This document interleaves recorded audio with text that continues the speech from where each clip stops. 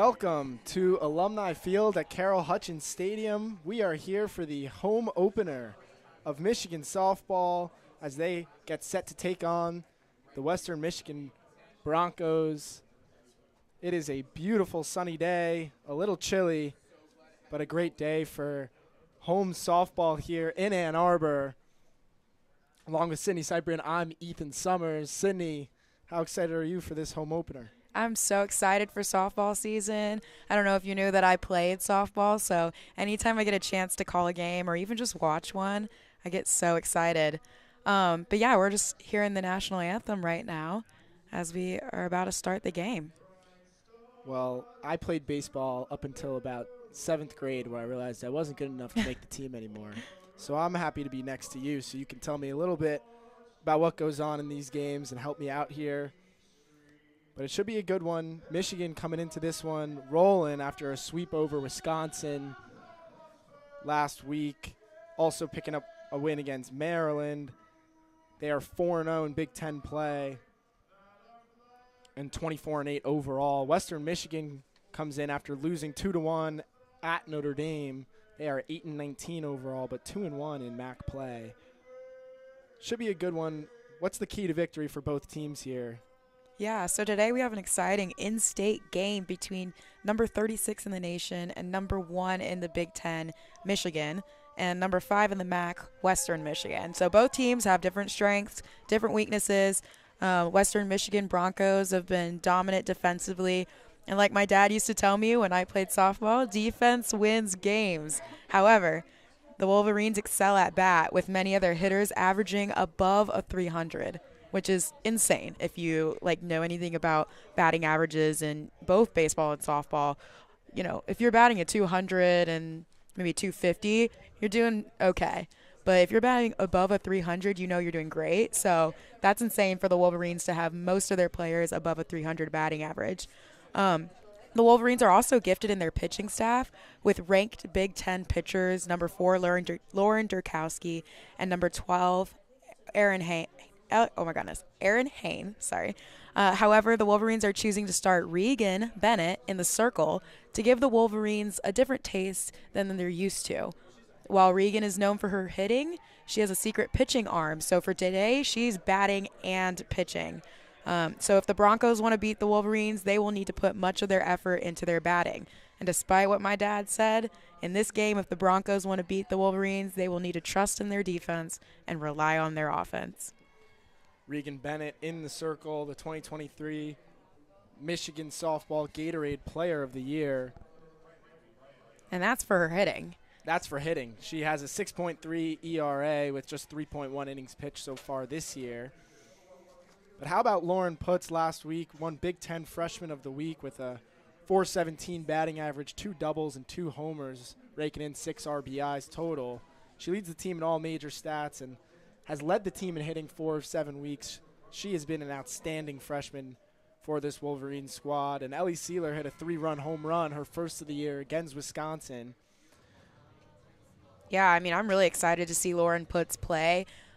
She's only a freshman and a true utility player, and she's doing great for this team. I know she's going to go down in the record books for the Wolverines.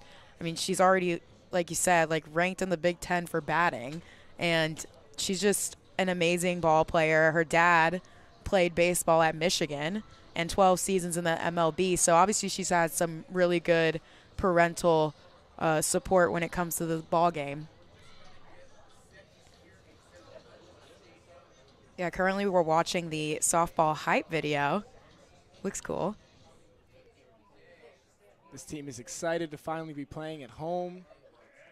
Carol Hutchins Stadium, named after the previous head coach of the Wolverines, Carol Hutchins. Bonnie Thole now taking over.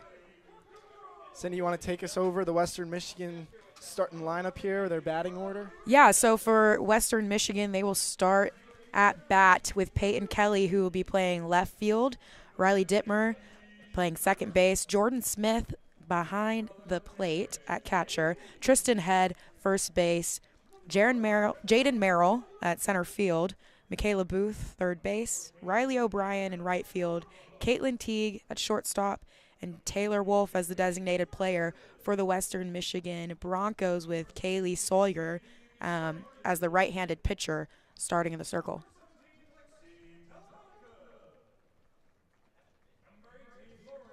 As they announce the starting lineups here for the Wolverines.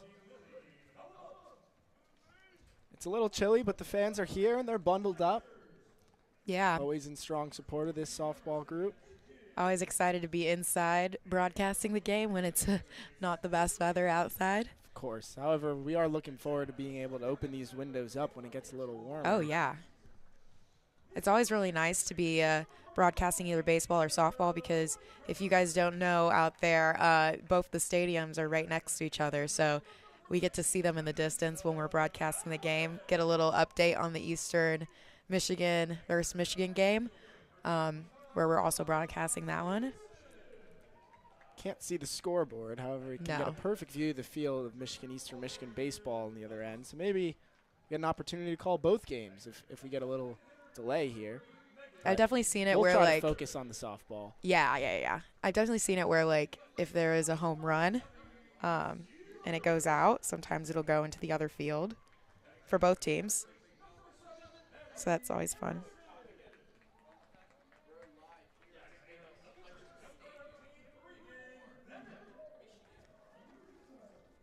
Michigan takes the field here for the top of the first. Over in first base, it's Lauren Putz. Second base, Indiana Langford. Shortstop, Ella McVeigh.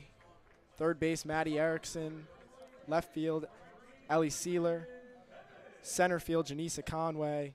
Right field, Ella Stevenson. Behind the plate is Ava Costalis. And on the circle is Regan Bennett.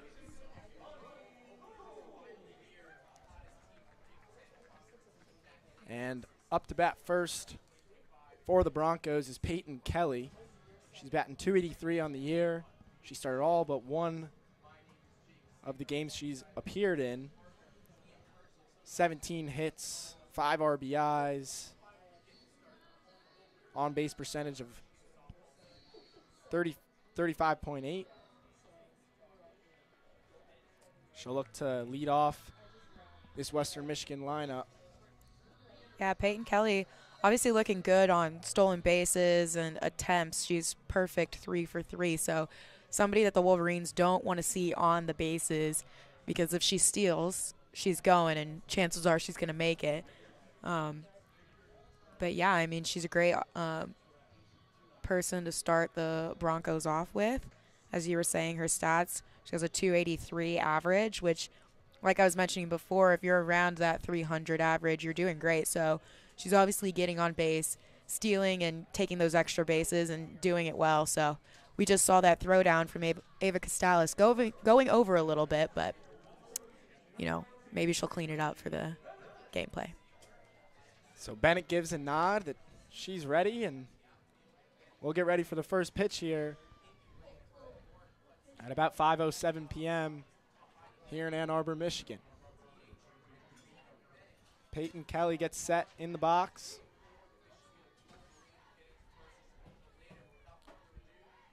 Here comes the first pitch from Bennett. That's called for a strike one. Yeah, it looked like a pretty good pitch to me, right down the middle. It's hard because we're not right behind the plate for me to see if it was inside or outside, but just from the side angle, it looked pretty good. I'm going to try to wait for Blue's call here and not get any of these wrong. Second pitch winds up, is also in, and that's 0-2. So a good start here for Regan Bennett, going 0-2 on the first batter of the day. Yeah, that one looking to be possibly a screwball. Kelly setting up to bunt on the third pitch. Now takes it back. That one low for a ball, 1-2. Yeah, I can see what she's doing there, trying to get her to chase on that third strike, giving her a drop ball to see if she'll go down. But now you see Peyton Kelly showing a bunt formation here. She shows bunt once again. Here's the windup, 1-2. That one low, 2-2. Yeah, because a player shows bunt, especially in this situation, she's probably not going to bunt because she has 2 strikes on her. But A lot of the time that's for timing purposes. I've had a lot of girls on my team do that when they're down in the count just to get their timing right on that bat. Here comes the 2-2, the windup. She takes it, and that one's a little high. 3-2, full count now for Peyton Kelly. Yeah, Peyton Kelly doing good in this at-bat, for sure. Yep, fought back from down 0-2, and now full count. Here comes the 3-2. Wind up, swung on and fouled off to the right side. And this at-bat getting prolonged now. 3-2.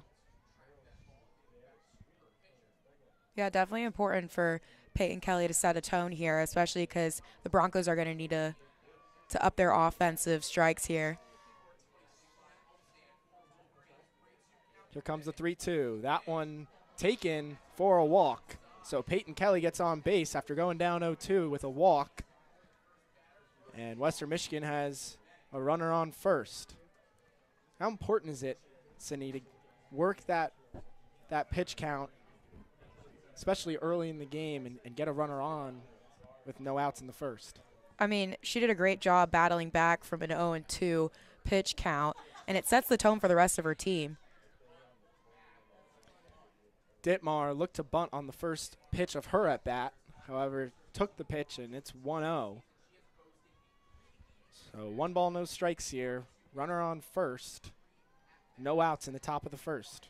Yeah, Dittmar ranked number 8 in the MAC for hitting. She takes the second pitch, pulls back her bunt, and that one's a strike, so it's 1-1. Evens up the count. I think Peyton Kelly was looking for either an overthrow, or I guess an overpitch there, or something, because her hop was really big there. She's looking to go on contact. That pitch high, but here comes Kelly for second base. Throw, not in time. She's safe. Safe at second. It's a ball on the pitch, so it's 2-1. Yeah, now she's 4-4 for the season on stolen base attempts, keeping her perfect score. Like I said before, you don't want her on base because if she steals, she's going to do it well. And, Alec McVeigh there almost got her, but here's not the fast 2-1 enough. to Dittmar. That one low, and it's 3-1. So already a runner in scoring position, no outs, and it's a 3-1 count here. Second batter of the day for Regan Bennett. Looking to find the zone here. Here comes the 3-1. Wind up. That one taken for a strike 2. And another full count. That was a great pitch from Regan Bennett here. Again, in another full count situation. 3-2 pitch, full count. Runner on second. Swung on and fouled behind her. Peyton Kelly on second here she's leading off quite a bit to the point where you could, it's too early to do something crazy, but you could probably, call Ella McVeigh in a little bit and try to catch her on a throw directly to shortstop. Here comes the 3-2 once again. That one taken for a ball 4. And another walk. That's 2 walks for the first 2 batters. And we'll have a visit to the circle. Yeah, this is most likely Jennifer Brundage, the main pitching coach for the Wolverines. She, as well as Bonnie Thole and Carol Hutchins, were quite the trio and brought Michigan to a lot of their championships and just a lot of the good things they've done in the past few years. So it's good to see that she's still here and working with the Wolverines as a Wolverine alum herself. I'm not sure if that last pitch was a missed pitch or an attempt at a drop ball that they wanted to see her chase for, but I don't know if I would have called a drop ball on that last pitch.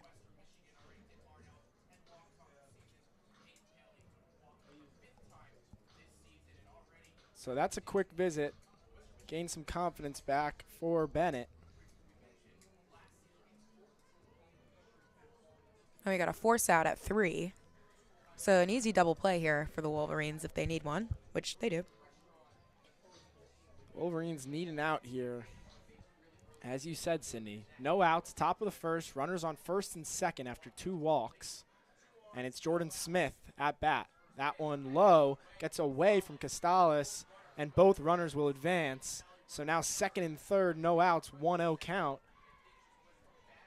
Yeah, it was an unfortunate bobble there behind the dish from Ava Costales. Just needs to flip her glove up a little more to kind of frame that up. But, again, it's really hard to get those that are in the dirt. Second and third, no outs. That pitch low for ball 2.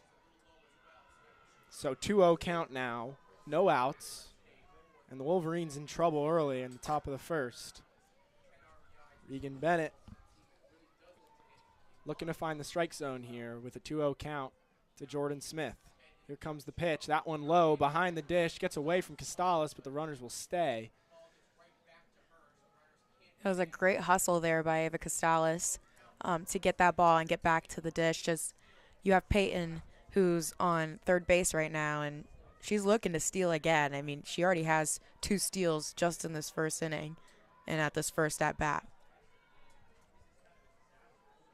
Jordan Smith looking to get another RBI. She's got 10 on the year. He comes the pitch. She takes that one for an easy strike on the 3-0 count. Wasn't going to swing. And now it's 3-1. Jordan Smith with 5 homers on the year, 10 RBIs. Big power bat in the third slot of the lineup. Here comes a 3-1 pitch. Wind up swung on and fouled behind her. 3-2 now, another full count. This is the out of the first 3 batters, all 3 have gone to a full count. Yes. So obviously, you know, all the batters here for the Broncos are really testing Regan in the circle, making her pitch quite a bit of pitches. Here's the 3-2. Wind up, swung on and grounded to the shortstop to first. That's 1 out, but the runner will score. Yeah, Ella McVeigh there with a choice to throw it to first, then get the force out over the tag out at home. Rather give up a run than not be able to get that out. I think a good decision there.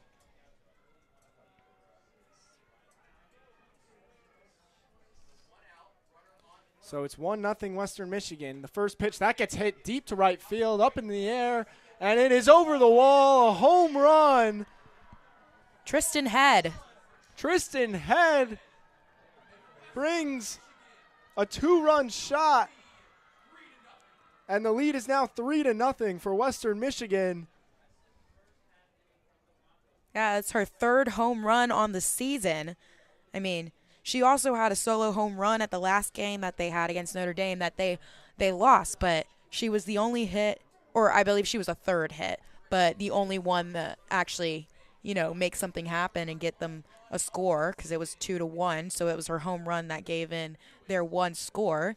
But, you know, that's what you have a cleanup for, to bring in anybody who's on base, and that's exactly what she did. I mean, the Broncos offensively are on fire already off the bat, but interested to see what the bottom of the lineup's going to do. Bases are cleared now. There's 1 out, and it's 3-0 Western Michigan as the first pitch to Jaden Merrill is a strike, so it's 0-1. And a rough start here for the Wolverines as it's 3-0. The bats are firing for the Broncos. Here comes the 0-1. That one low for a ball, 1-1 count. This is Jaden Merrill from La Mesa, Texas, my home state. She's also a pitcher and batter. Here comes the 1-1. That one swung on and missed, and it's 1-2. Bennett put a little more fire on that pitch. Yeah, she did. I mean, these are the situations she's getting herself into where she gets those 2 strikes and then gives up a couple of balls. So that pitch looked at for a strike, and that's strike 3. So Bennett gets her first strikeout of the day, and that is the 2nd out of the inning. I mean, that was a beautiful change up there from Bennett. I see what she's doing on these, 3 strikes. She's trying to give the 3rd strike one that's maybe not all the way there, but something that they can either chase or look at, and that's exactly what happened. Michaela Booth swings and misses at the first pitch. Booth, a freshman, she leads the team in home runs with 7 and RBIs with 20. So definitely a power bat for the freshman here, Michaela Booth. It's an 0-1 count, 2 outs, no one on. Here comes the windup from Bennett. The pitch swung on and foul tipped behind, and that's 0-2. Yeah, that last at-bat was Regan's second strikeout of the season. So, you know, excited for her to see that she's getting some more strikeouts on her record.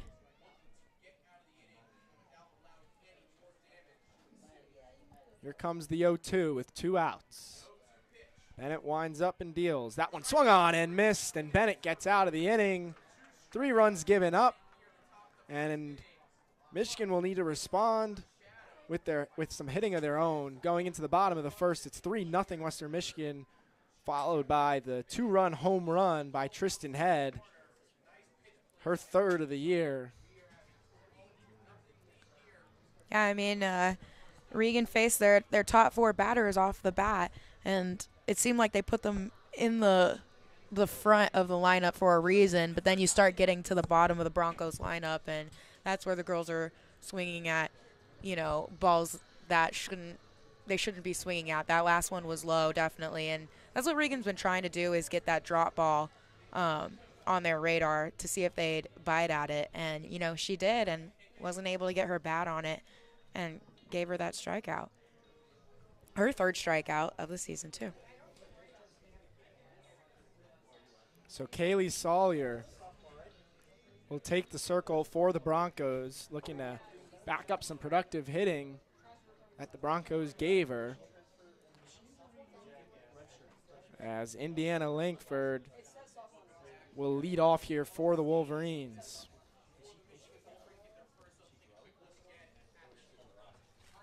Langford leads the team in stolen bases with 11.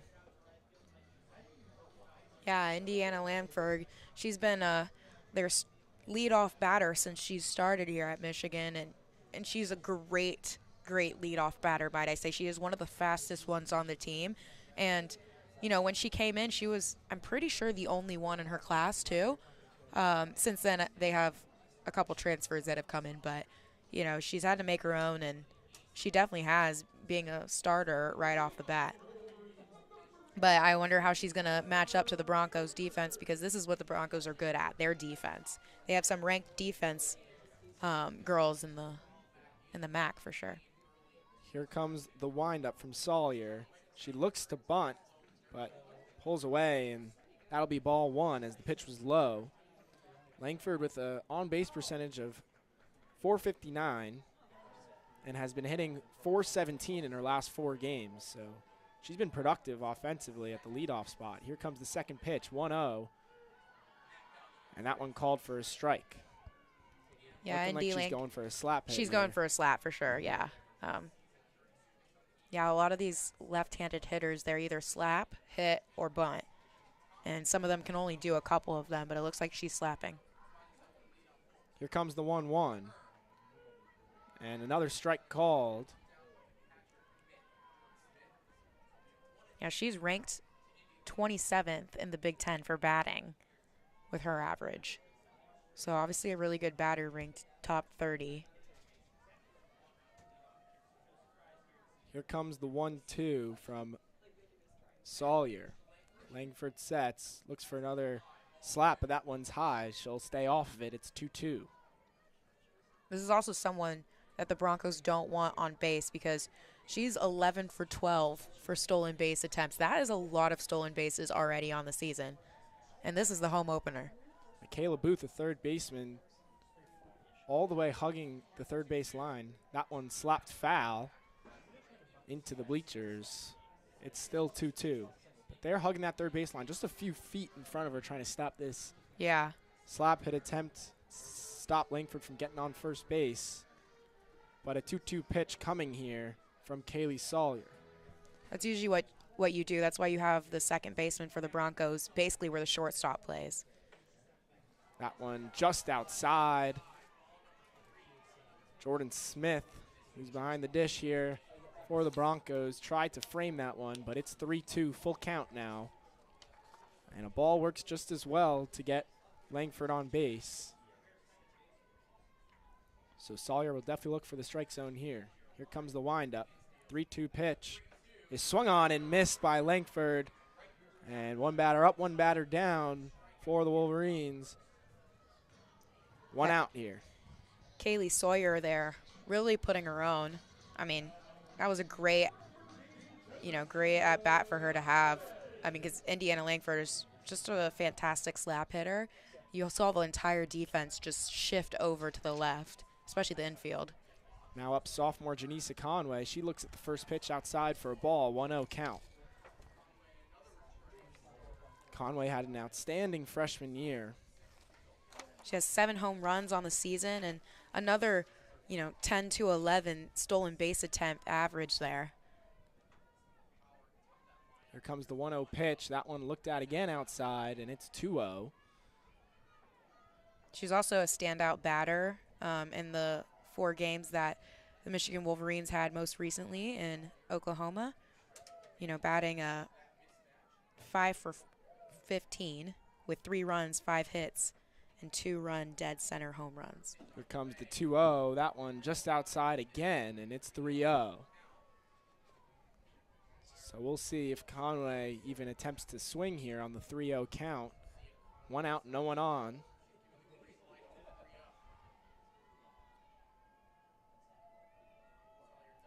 Sawyer looks to set the windup and the 3-0. Looked at for a strike. 3-1.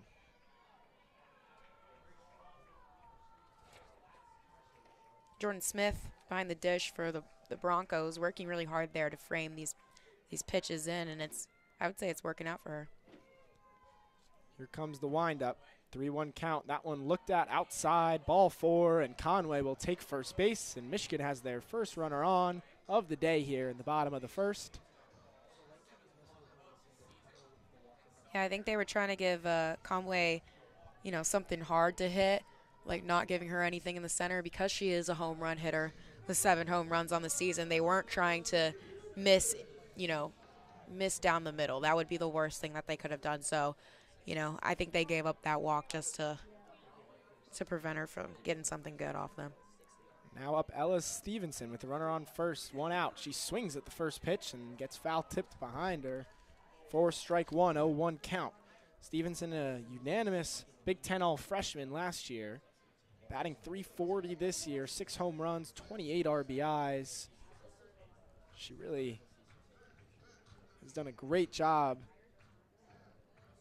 in the batter's box.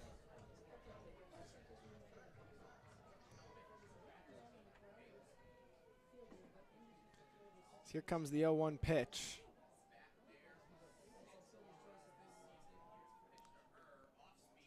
That one a little high, ball 1. Yeah, it was a change up there. It needed to drop a little bit lower for it to be considered a strike. Released it a little too high. See if Conway attempts to go here from first base, but it's a 1-1 count, 1 out. And the pitch to Stevenson gets swung on and fouled up to the bleachers for strike 2. It's a 1-2 count. Yeah, I'm interested to see if Janice is going to go because, she is a base runner who likes to steal. And I think Michigan needs to be a little bit aggressive, especially off the inning they just came off. Here comes the 1-2. It's grounded over the third base line into the outfield, and it's a single for Stevenson. Conway will stop at second base, and runners are on first and second here with 1 out for the Wolverines. And Lauren Putz, the all-star freshman.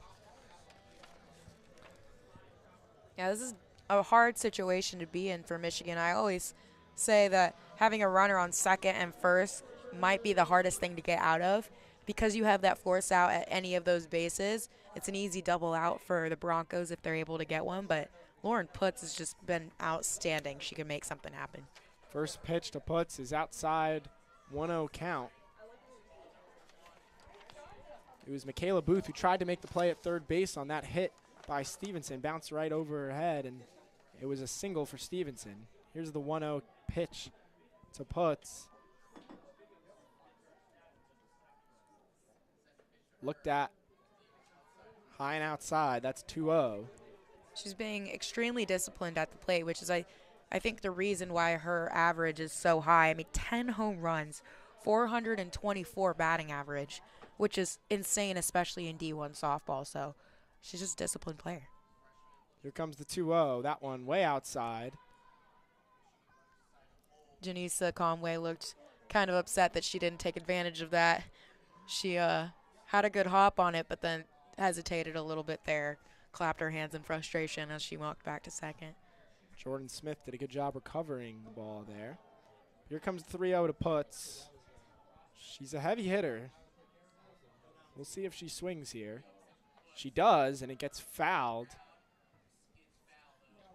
Just bounces right in front of her and off the first base line for foul ball. 3-1 count now.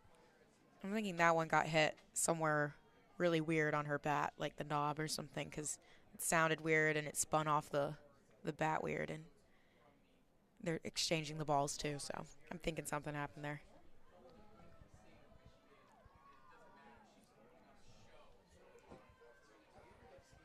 Getting in counts like this is what helps Putz get pitches that she wants. It's the 3-1 count now. 1 out. Runners on first and second. Here comes the pitch. That one swung on, driven to center field. That one off the wall. And here comes 1 run. And the runners stay at second and third, and it's a RBI double for the freshman Lauren Putz, just as expected from the outstanding freshman. She's been killing it all year to start, and now in the home opener, she drives in the first run for the Wolverines. It's 3-1 Western Michigan. I mean, Janisa Conway ran. That was so fast for her to get home. I mean, expected for a double, but still, she got there pretty fast. I mean, that was a beautiful hit, too.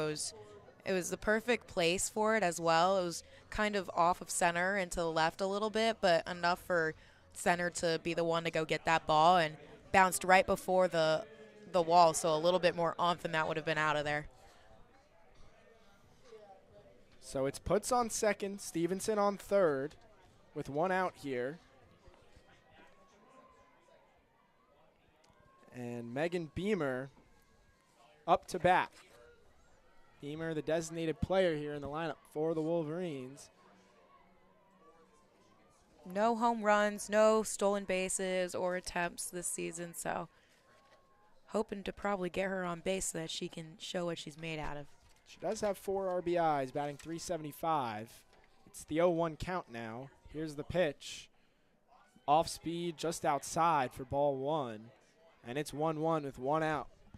Runners on second and third. Michigan with a chance to at least tie this one up.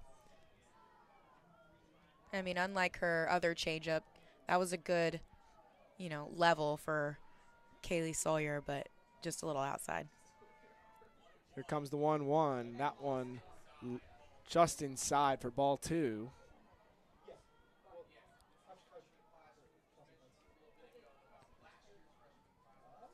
Two 2-1 count as Kaylee Sawyer looks to get out of this inning, just giving up 1. There's only 1 out, though. Here comes the 2-1, the windup, the pitch, swung on and missed, and that is strike 2, 2-2 count. Yeah, that's a hard pitch to swing at if you only have 1 strike on you. It was kind of low, a little at the knees. It's one that had to be yours if you were going to swing. Here comes the 2-2. Swung on and driven to first base, fumbled it, and the play is safe at first base. It was a bang-bang play. Yeah, you got Tristan Head bobbled it.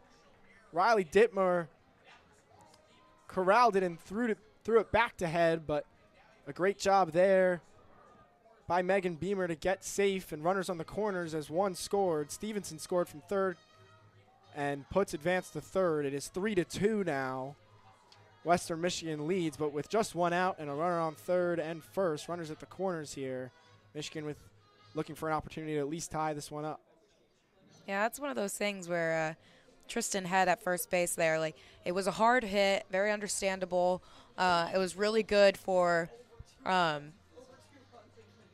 Megan Beamer to fully run that one out, because it's really easy to hit something directly to someone in the infield and then be like, oh, well, I'm about to be thrown out. But you always got to hustle through the first base just in case something happens. I mean, she hit it hard enough for it to be bobbled by Tristan Head, but, then it's taken care of by Riley Dittmer, and she had to get back to first to catch that throw, and she didn't. She was focused on the error that she had just made, and she wasn't there to catch that throw, and she was a little late and then took her foot off the bag a little bit. So just a little distraught there, but it's okay. You got to take a couple deep breaths. It's a new at-bat, and can't let things like that affect the rest of your game. So we've got some fireworks in the first. It was 3 runs in the top half of the inning. You got a first and third situation here. I mean, I love first and third situations when I was a catcher, because you always got to do something fun. You either try to get the girl at first out, or I could always throw it back to third and get her out. It's just so many possibilities. It looks like the umpires are going to take a second look at the play at first base. Yeah, it was a little hard to see, but I'm thinking she's safe, because I saw Tristan Head's foot come off the bag. So while she got there fast enough, she took her foot off a little bit. So I'm not sure if, she took her foot off, too soon or too late, or what's happening. It was kind of hard to see.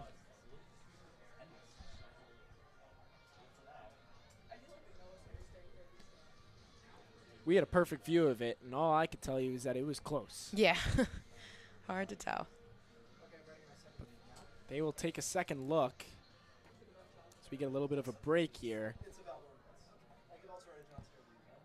It will be Ellie Sealer up next for the Wolverines, regardless of the outcome.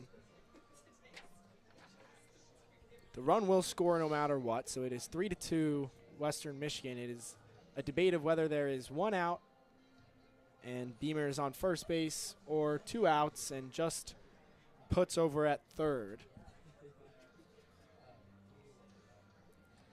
As they're showing it up on the video board, but I'm still not sure. The Broncos players gathered at the circle, and they're saying it's safe, but let's see what the umpire says. And they changed the call to an out at first. So they reversed the call. Beamer is out at first. So Putz will stay at third. The run still scores. It's 3-2 Western Michigan. But there is 2 outs in the inning. So now a big at-bat coming for Kaylee Sawyer as Ellie Sealer takes the plate. She's batting .333. She's got 12 RBIs and 1 home run on the year.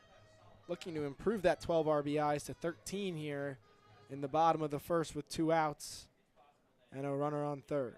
I mean, she's an outstanding veteran to have back for the Wolverines. She leads the team in all major statistical categories and leads the Wolverines in hitting 4 out of 7 weeks this season. So I'm a great hitter to have up next.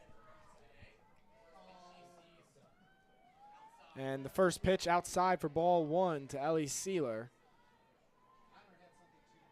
It's interesting to see that she has 12 RBIs and only 1 home run. So she's definitely like a base hitter and not a home run hitter. Here comes the 1-0 to Sealer.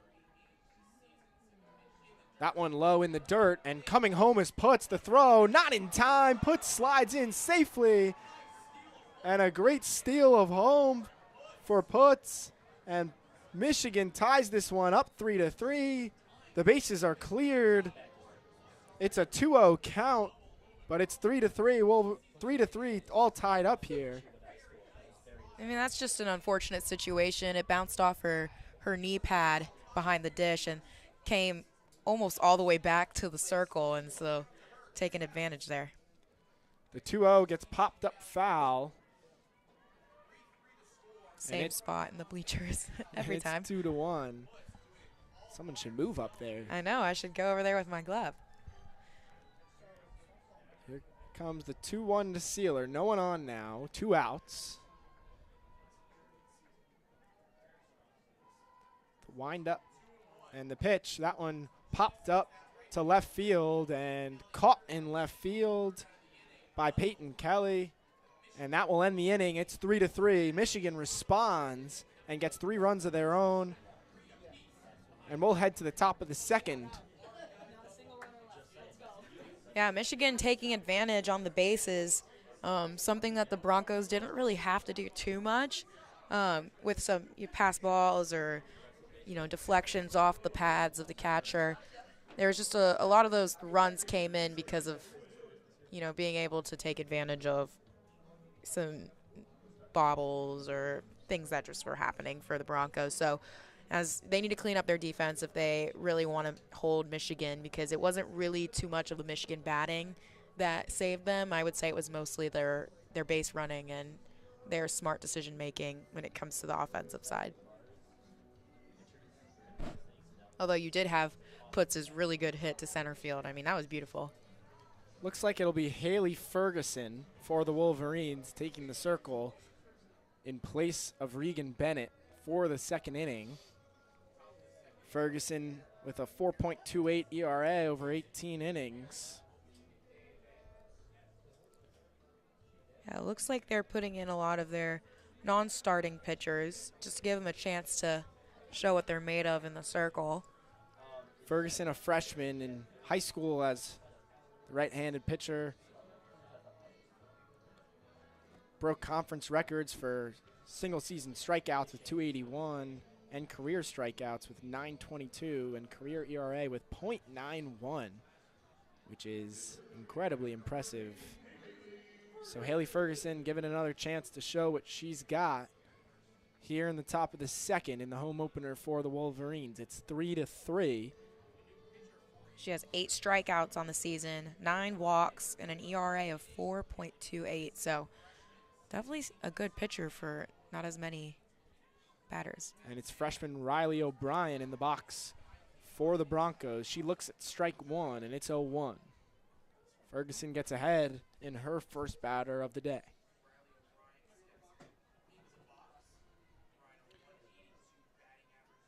O'Brien batting 182 on the year, 2 RBIs, no home runs, and the 0-1 pitch just outside for ball 1, and the count's all evened up.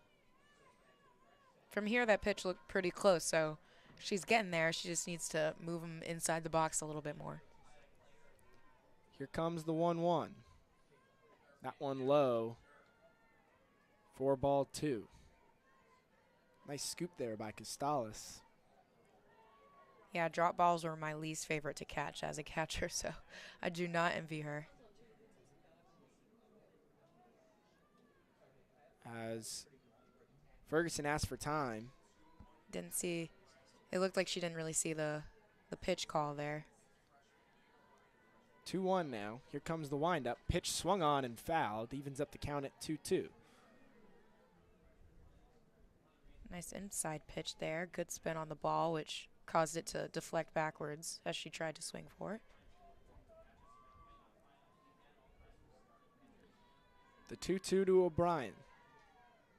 Ferguson winds up and deals. That one low for ball 3, and it's a full count once again for the Broncos. It's looking like home plate umpire Jose Travis is not really liking the drop balls, so they really need to stay out of the low zone. Here comes the 3-2. That one swung on and fouled down the first base line. So this at-bat will keep on going here with another pitch.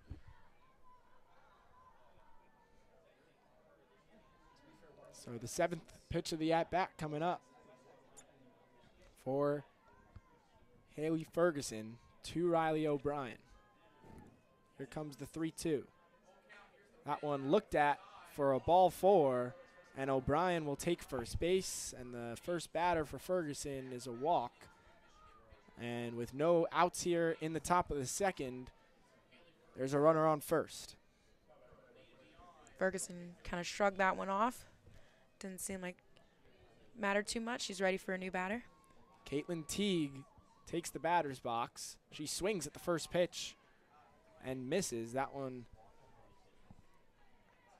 a strike, and it's an 0-1 count. Riley O'Brien from Lubbock, Texas, looking to get her first steal, first attempted steal of the season. Here's the 0-1. That one bunt attempt popped up. Dealed by Costales to first base, but O'Brien will advance to third. It's an out at first, but O'Brien rounded second and got to third before Langford could fire it over to third base. But a great play by Costales to get up quickly and fire it over to first base as quickly as she could. It's one out, but a runner on third, so a productive bunt there. I mean, you know, Riley O'Brien took advantage of nobody being on third there. It's one of those hard situations when you have the pitcher, the first baseman, and the third baseman going in for that bunt. It's picked up by the catcher. Left field, Ellie Sealer should have come in a little bit sooner to cover third. The first pitch low and looking to steal home was O'Brien, but Costales backs her up. She went pretty much halfway there, expecting that pitch to be low and in the dirt. I'm loving what the Broncos are doing here. They're being really aggressive offensively, trying to get those bunts, showing bunt and then pulling away, or, you know, stealing bases and just being really aggressive offensively, and that's what they need to do to beat the Wolverines. It's a 1-0 count for Wolf. That one swung on to third base. The throw to first in time, and O'Brien will hold up at third, so a productive out there for the Wolverines. It's 2 outs with a runner on third.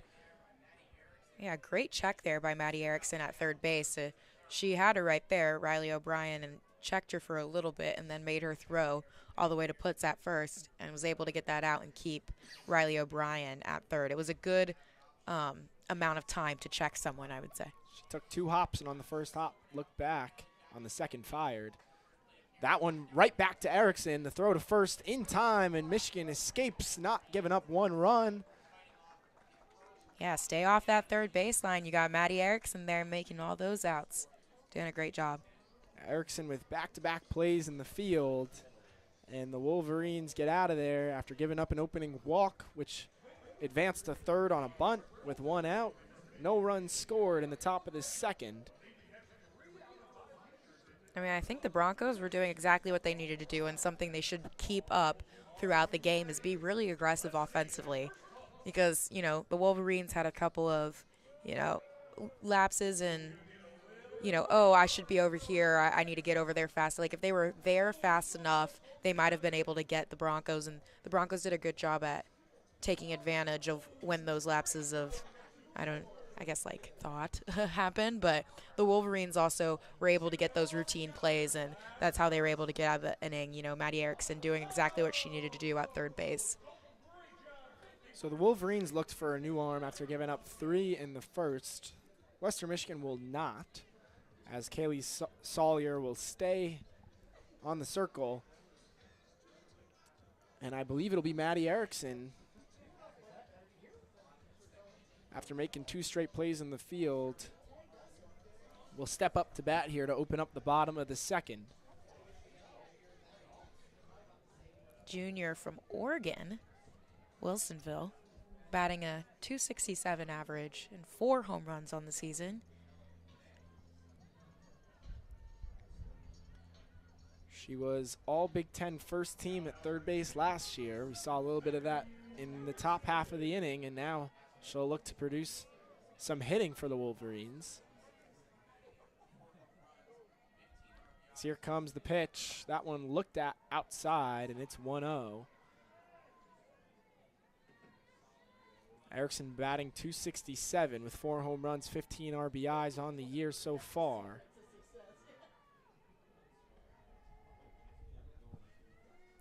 She's walked 10 times, though. Here's the 1-0. That one looked at high and outside, ball 2. Erickson gets ahead of the count here to lead off the bottom half of the second inning. She's being really disciplined, and she needs to stay that way and not really swing at anything unless it looks really good. Here comes the 2-0, the windup and the pitch. That one swung on and popped up and out of play down the right first base line. Broncos were looking to see if it was going to stay on the left side of the fence, but it did not. So it's a 2-1 count now. That was a good pitch to whack at, but just got a little underneath it, which is the reason why it popped out. If she got a little on top of it, would have gone somewhere for sure.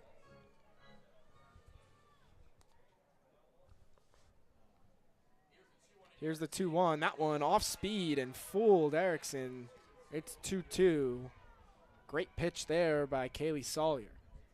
Yeah, I saw her giggling to herself a little bit. She understood that she didn't expect it to be an off-speed pitch, which, as we're seeing from Kaylee Sawyer, she's starting to find her changeup a little bit there. Struggled a little bit in the top of the first, and then now that we're in the second, she's doing a good job. Here comes the 2-2. Erickson looks at it. It's outside, and that's a full count. So nice job by Erickson to gain her composure back after a little bit of an errant swing on the last pitch to get a ball and force a full count. That was a good framing attempt by Jordan Smith behind the dish. She's ranked 22nd in the MAC for fielding, so good catcher there. Here comes the 3-2. That one swung down the third base line, but bounces foul. Some nice contact there from Erickson, but just foul. Yeah, if that was inside even just a little bit, she would have probably gotten a double out of it. 3-2, no one on in the bottom of the second. It's 3-3 here in Ann Arbor. Here comes the pitch. That one swung on and drilled to left field. That one will go back to the wall. Erickson rounds first, coming for second. The throw is in time, and she's out at second. And that's the first out of the inning. A great throw from left field by Peyton Kelly. And the throw was well in time. Plenty of time to turn around and get the tag. And a great piece of contact there that got drilled to the left field wall, but maybe hit a little too hard. Didn't give her enough time to round first and get to second. Yeah, it was great relay there by Peyton. That's what hustling, even when the ball goes over your shoulder, to hustle and get it in. Maddie Erickson trying to get an extra base there. I don't know if I would have tried to get to second. She was almost there, but, the ball was definitely there before she got there. So it's Haley Ferguson in the batter's box now, taking Regan Bennett's slot. She has yet to pick up a hitting stat so far this year, the freshman, known for her pitching, but she'll step into the batter's box and take an attempt as she takes ball one. It's a 1-0 count. And here comes the second pitch of the at-bat. That one swung on and missed, and it's 1-1. She's actually had one at-bat this entire season. So her second at-bat of the season. Trying to put some numbers on the board there. 1-1, one out, no one on here in the bottom of the second. Here comes the pitch. That one fouled up top and just over the fence. Great hustle there by Jordan Smith behind the plate. That ball is just another foot or two from staying in play. But it's a 1-2 count. And Kaylee Sawyer looking to get a productive second inning here. 1 out, 1-2 count. As Sawyer steps back into the circle. And here comes the pitch. Swung on and grounded to third base. One hop throw is in time for the out. And a nice pickup there by Michaela Booth to quickly turn and throw to first base. That ball slowly was bouncing in the infield. And it's 2 outs, no one on, as Ella McVeigh will step into the batter's box for the Wolverines. Yeah, Regan Bennett was going to hit for the Wolverines, but then when she got switched out for pitcher, Ferguson was put in instead, so just makes you wonder. But I love a 9-hole batter. Here comes the first pitch, a look for a slap hit. But can't connect, and it's 0-1. Yeah, Ella McVeigh being a 9-hitter mostly for the Wolverines. I mean, that's where you put your wild card player. Going to do some fun stuff with the 9. The 0-1 pitch is low in the dirt, and it's 1-1 now. 2 outs, no one on. McVeigh. Although, unlike Indiana Langford, the infield for the Broncos is not shifted to the left. Here comes the 1-1. That one swung on and fouled off the netting behind her, and it's 1-2. So Sawyer 1 strike away now from closing out this inning and would make it a full scoreless second inning on both halves after we saw 3 runs apiece in the first. But it's 1-2, 2 outs to McVeigh. McVeigh in bunt position. Here comes the pitch. She takes it back and takes the pitch for a ball outside. It's 2-2. Yeah, that's interesting that, you know, she's a slap hitter until she gets down by 2, and then when she has 2 strikes on her, she turns into a, you know, stationary hitter who uses that, you know, timing technique of showing bunt and then pulling back and then hitting. She shows bunt again, now pulls back. Here's the pitch. Swung on, drilled down the third base line. That one's fair, and a single for Ellie McVeigh to keep the inning alive. A nice line drive right down the third base line, out of the reach of Booth on third base, and it's a single to keep the inning alive with 2 outs. Yeah, great hit there, especially when nobody's on. You're wanting to drill that left side of the field so that you're at least able to get a single out of it, and it was right down the first or third base line. So at the top of the order is Indiana Langford, up for her second at bat of the day, and looking for a slap hit. But that one, she takes it for a ball, and it's 1-0.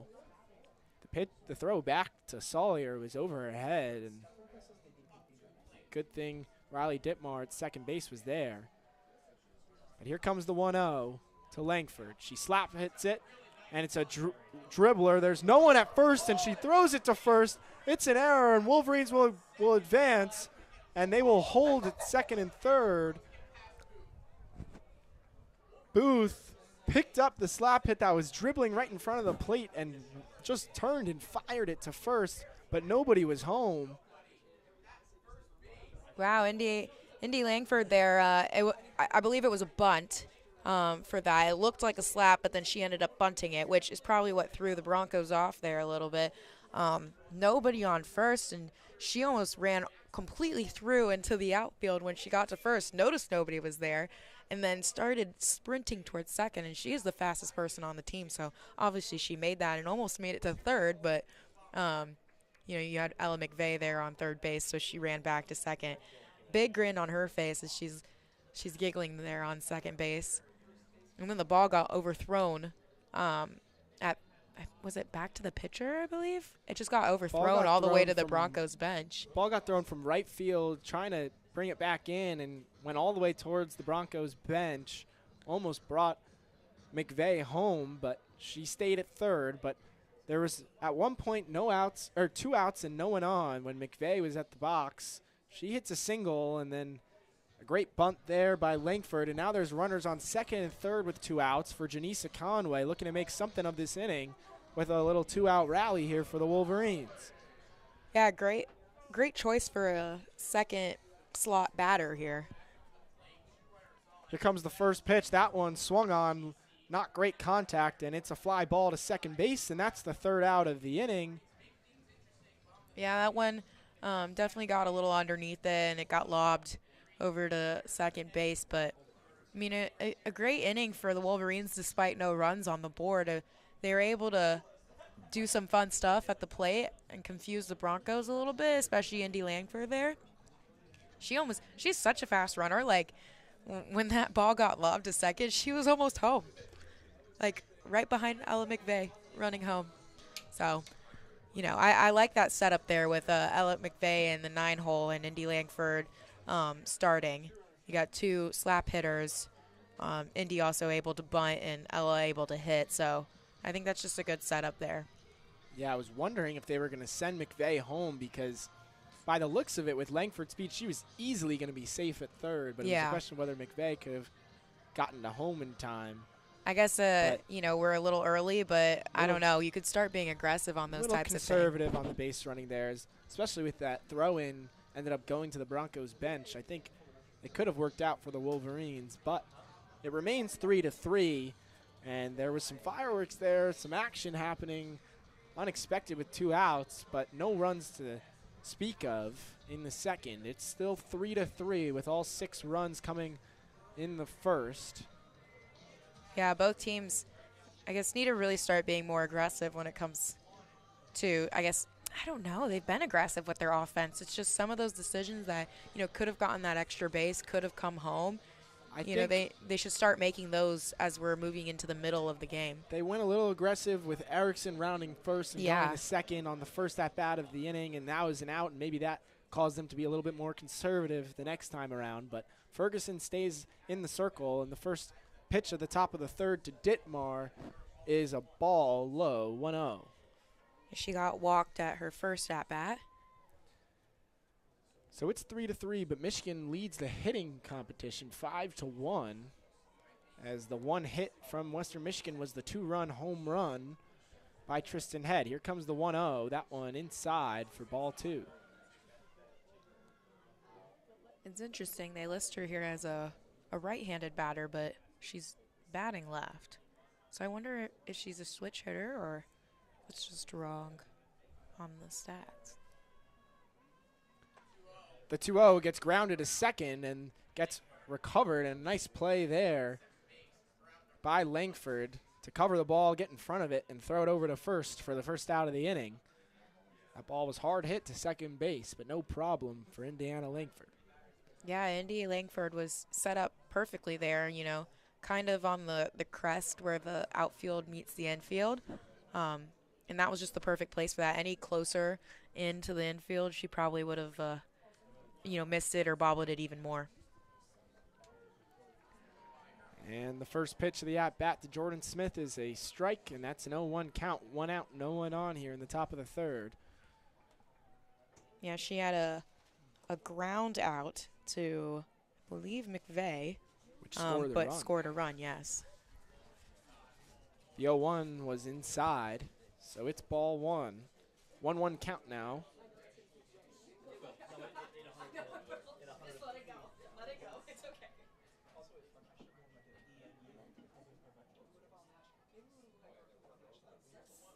The 1-1 gets driven hard to center field. That one, Conway going back, but it's up and over the wall. A second home run of the day for the Broncos. Jordan Smith powers that one over the wall. It's her 6th home run of the year. And it's a solo shot straight away center field, and it's 4-3. Western Michigan takes the lead right back.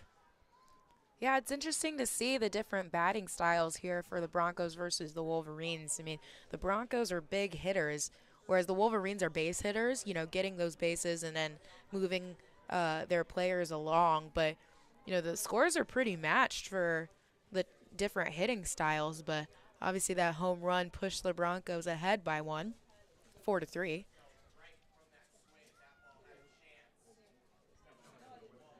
So Ferguson was making a quick work of the Western Michigan lineup when she first came in, but gives up a solo shot there. She'll stay in, and it's Tristan Head who hit the first home run of the game. She looks to back that up here with her second at-bat of the day. The first pitch high, 1-0 count.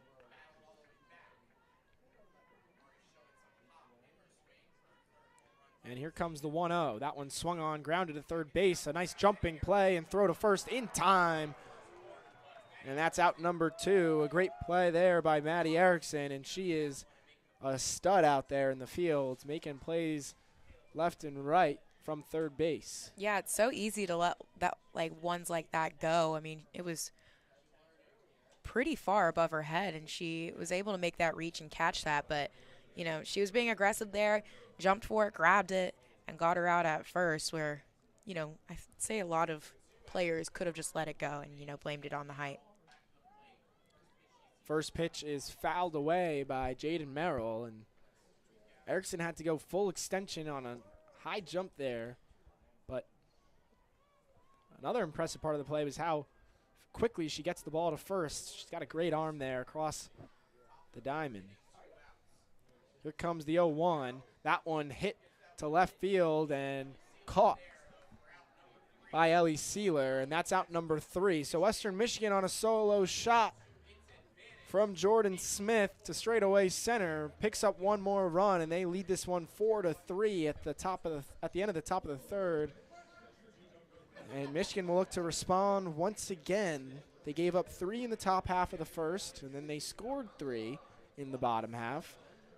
No runs were scored in the second, and now 1 run scored by Western Michigan in the top half of the third. So if this game goes anything like the first 2 innings have, you can expect 1 run here for the Wolverines. Yeah, and despite that home run, Michigan played great defensively that last part of the inning. I mean, great routine outs. Indy Langford at second, Maddie Erickson at first, Ellie Sealer in left field, all able to get those outs really quickly, do their jobs like they're supposed to, and get out of the inning fast despite the home run. Looks like they're sticking with Kaylee Sawyer in the circle.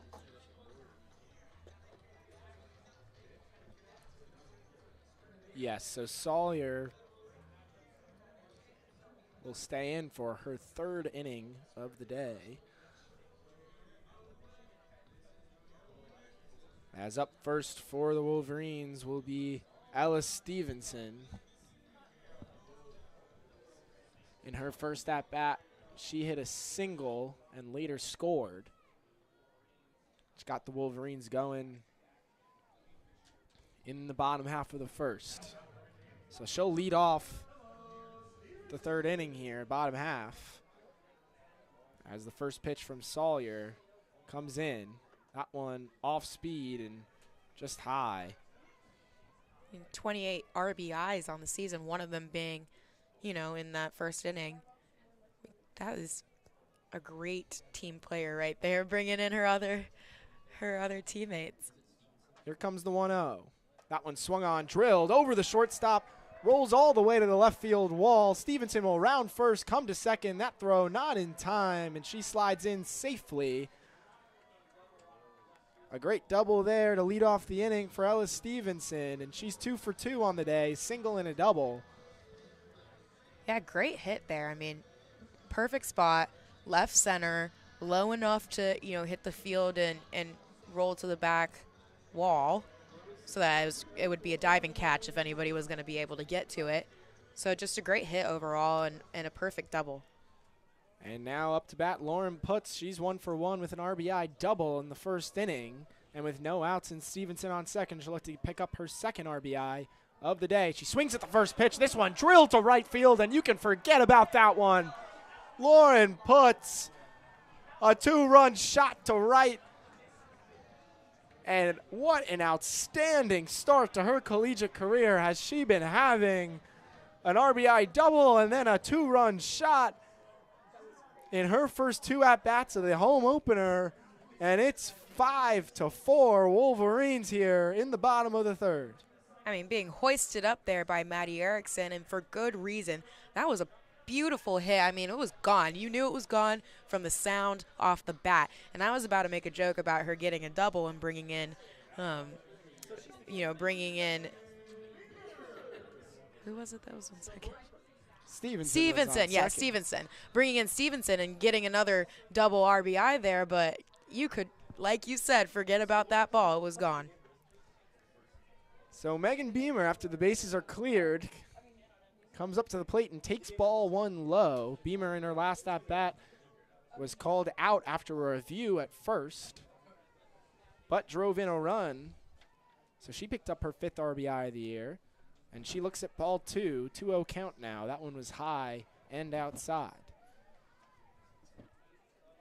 So we said you could expect the Wolverines to answer, but they take the lead for the first time today. It's 5-4 after the home run from Lauren Putz. Here comes the 2-0. That one drilled to second base and couldn't get it. Right under the glove of Riley Dittmar, and that one's a single. For Megan Beamer. That was a pretty routine play there. She just, brought her glove up a little too soon, and the ball was able to roll right underneath her glove. Riley Dittmar at second. You can see the frustration over there, but, just shake it off. Have a double out opportunity here with second being a tag out or a force out. Beamer at first. There's still no outs in the inning, and Ellie Sealer up to the plate. And time called.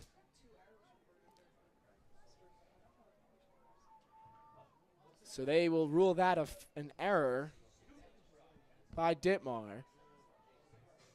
So a reach on error by Megan Beamer. And here comes the first pitch of the at-bat to Sealer, and that went outside for ball one, 1-0 count.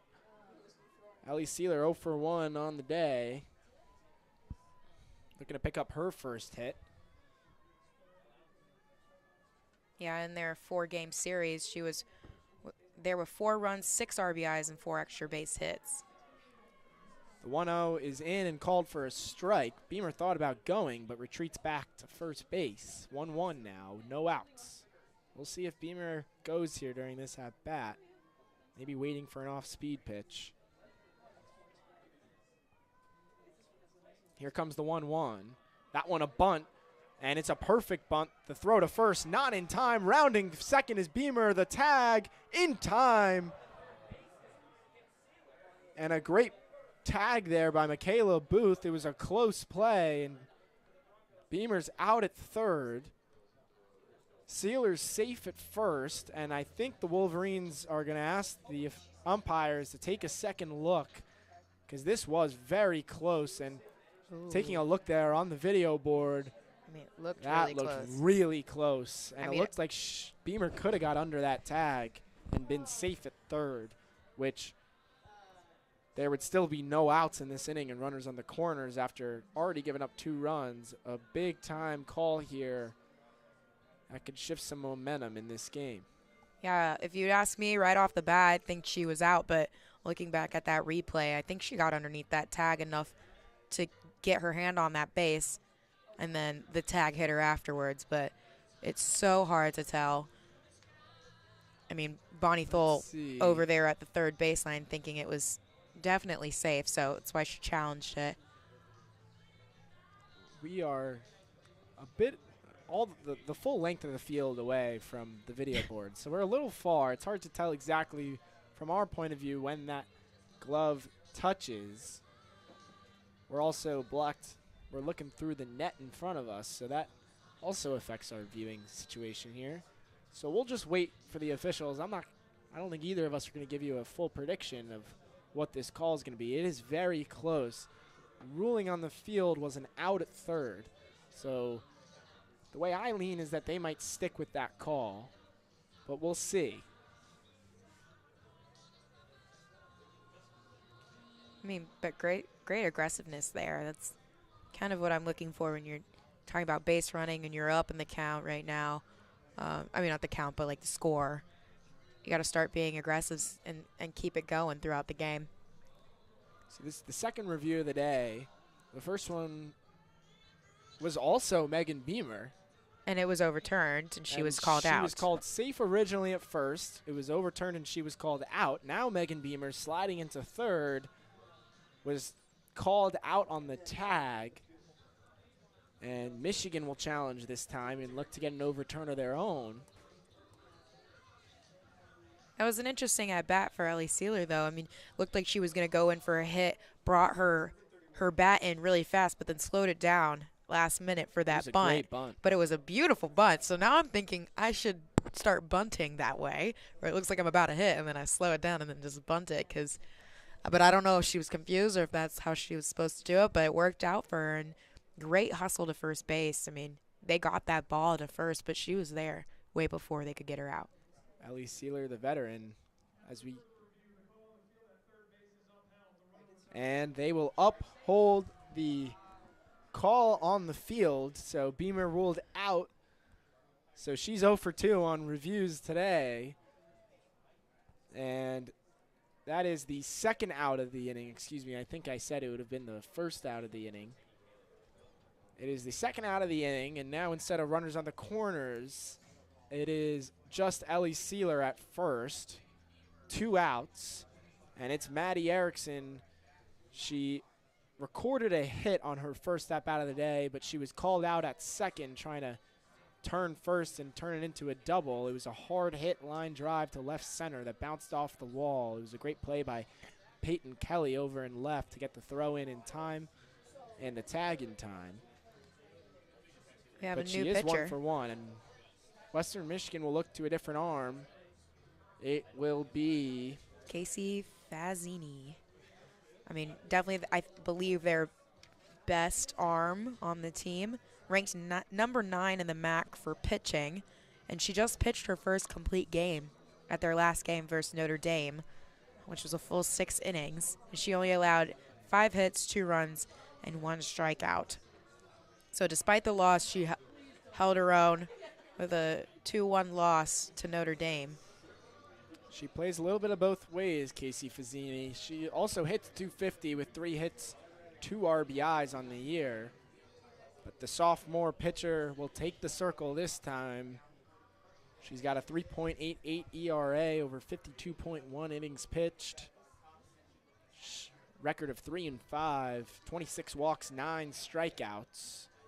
And Maddie Erickson will be her first batter. She walked, or no, she got a single at her last plate appearance. Called out at second after trying to turn it into a double. And now Erickson looking to get on base and stay on base as Sealer's on first with 2 outs. Here comes the 0-0. That one in the dirt. And a nice recovery there behind the dish by Jordan Smith.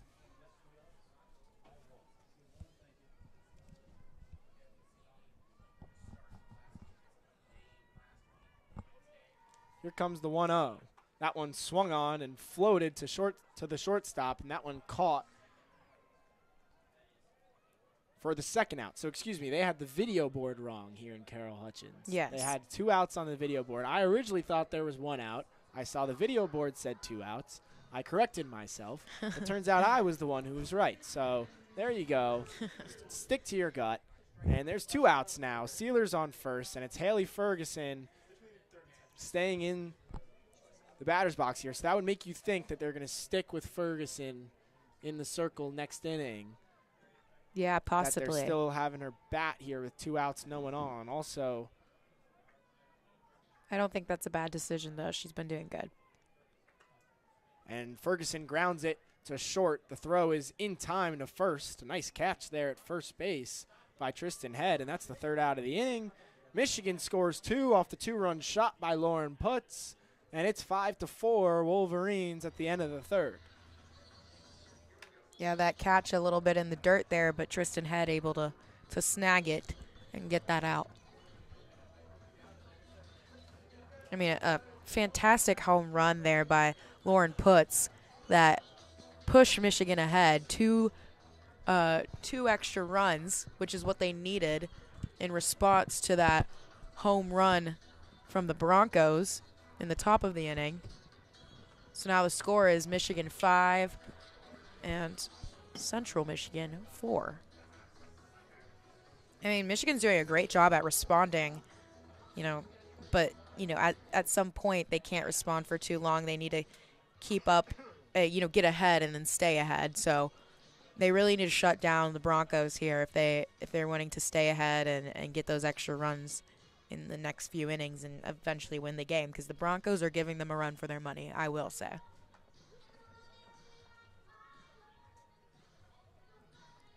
And you're right, Ferguson is in the circle again for the Wolverines. I personally think she's doing a great job. And yeah, she has been doing a great job, making quick work of the lineup, only giving up that 1 solo shot to center, but that hasn't hurt the Wolverines too bad as they lead this one 5-4.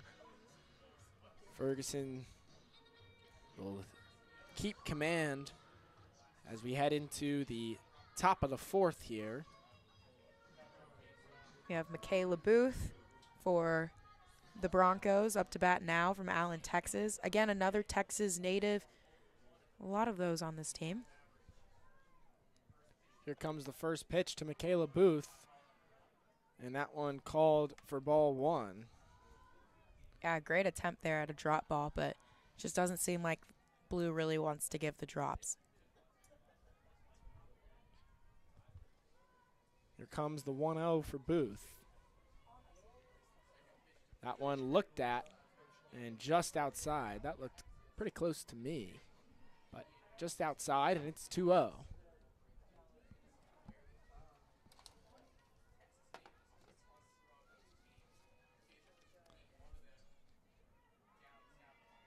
And here comes the 2-0.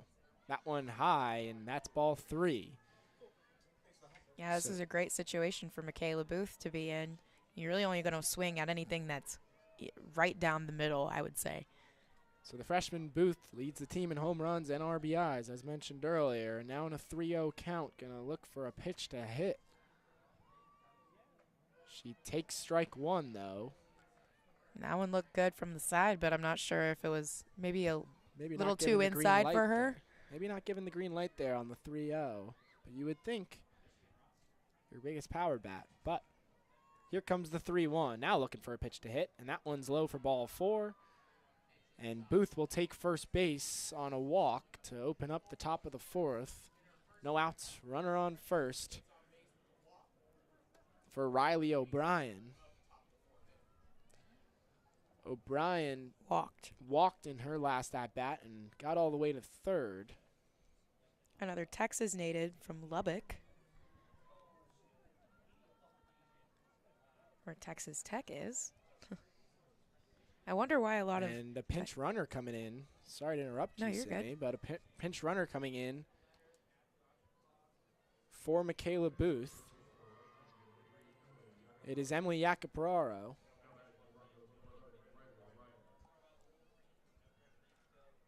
She only has 1 stolen base and 1 attempt. I mean, still a perfect record, but not very active on the base. That one bunted right in front of Ferguson. She makes the play at first in time. So that's out number 1. But it does advance Yacapraro to second base. So now a runner on second. It's Yacapraro who just pinch ran for Michaela Booth. 1 out. And it's Caitlin Teague. It was a great sacrifice bunt there. Here comes the first pitch to Teague. That one looked at strike 1. 0-1 count now. Teague is ranked 41st in the MAC for hitting. So obviously a good hitter here in the MAC. Interested to see how she goes against a Big Ten pitcher. She chucks her swing on the second pitch. She did not go, though, and it's 1-1. 1 out, runner on second. As Ferguson looking to continue her pitching performance here. Here's the 1-1 low in the dirt, but a great job there by Costales to quickly cover up that ball. Not give Capraro a chance to advance to 3rd. It's a 2-1 count now.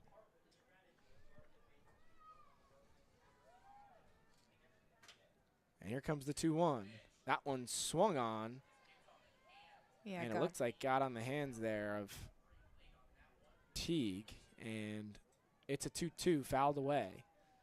Definitely hit on the part of the bat where it tapers down into the handle, and I've hit from there before, and it sucks because you know it's a good pitch and you know you're about to hit it really good, and then it hits off that end of the bat, and it just gets deflected to the side.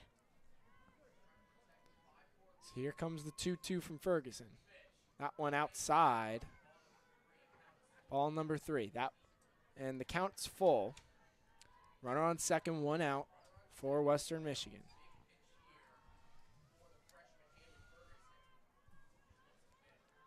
And Ferguson looks to deal with the full count. Swung on and missed. A great strikeout there by Haley Ferguson in a big-time spot. And it's 2 outs in the top of the 4th. I mean, a great last pitch there. I mean, it was fast. It was, lower, but, still enough to be a strike, and caught her swinging. She just couldn't really get the angle on her bat correctly on that one, but a perfect pitch, in my opinion, for a full count.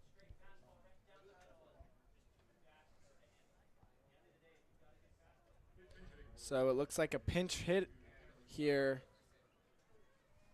Taylor Wolf. For Taylor Wolf, it'll be Annalise Niles, the sophomore. The California native steps up and looks at the first pitch for a ball, and it's 1-0 with 2 outs and a runner on second for the Broncos. Annalise Niles a pitcher and an infield player, so I wonder if they're going to have her pitching next inning or playing in the infield. The 1-0 pitch was low, and that's ball number 2. 2-0 count now for Niles. Ferguson looking to get out of this inning. She gave up an opening walk, which then advanced to second on a sacrifice bunt. And now the 2-0 gets swung on and fouled off the netting behind, and it's 2-1. So Ferguson, the freshman, 1 out away from, despite giving up an opening walk and a runner in scoring position with 1 out, getting out of this inning with no runs scored. Here comes the 2-1. Swung on and missed. That's strike 2. And 1 strike away from getting out of the top of the 4th here. Yeah, Ferguson doing a good job at getting Niles to swing at those low ones. She's been trying to get some other Broncos players to get her on the drop ball, and she's getting Niles. The 2-2 swung on and foul tipped. Looked like it off was her foot. Just off her foot. Very close to getting a swing and miss there for strike 3, but good job by Niles to get some contact on it and keep the at-bat alive. It's still 2-2, 2 outs to go, or 2 outs, 1 out to go. And here's the 2-2, swung on and missed. There's the strike 3. And Haley Ferguson dealing from the circle.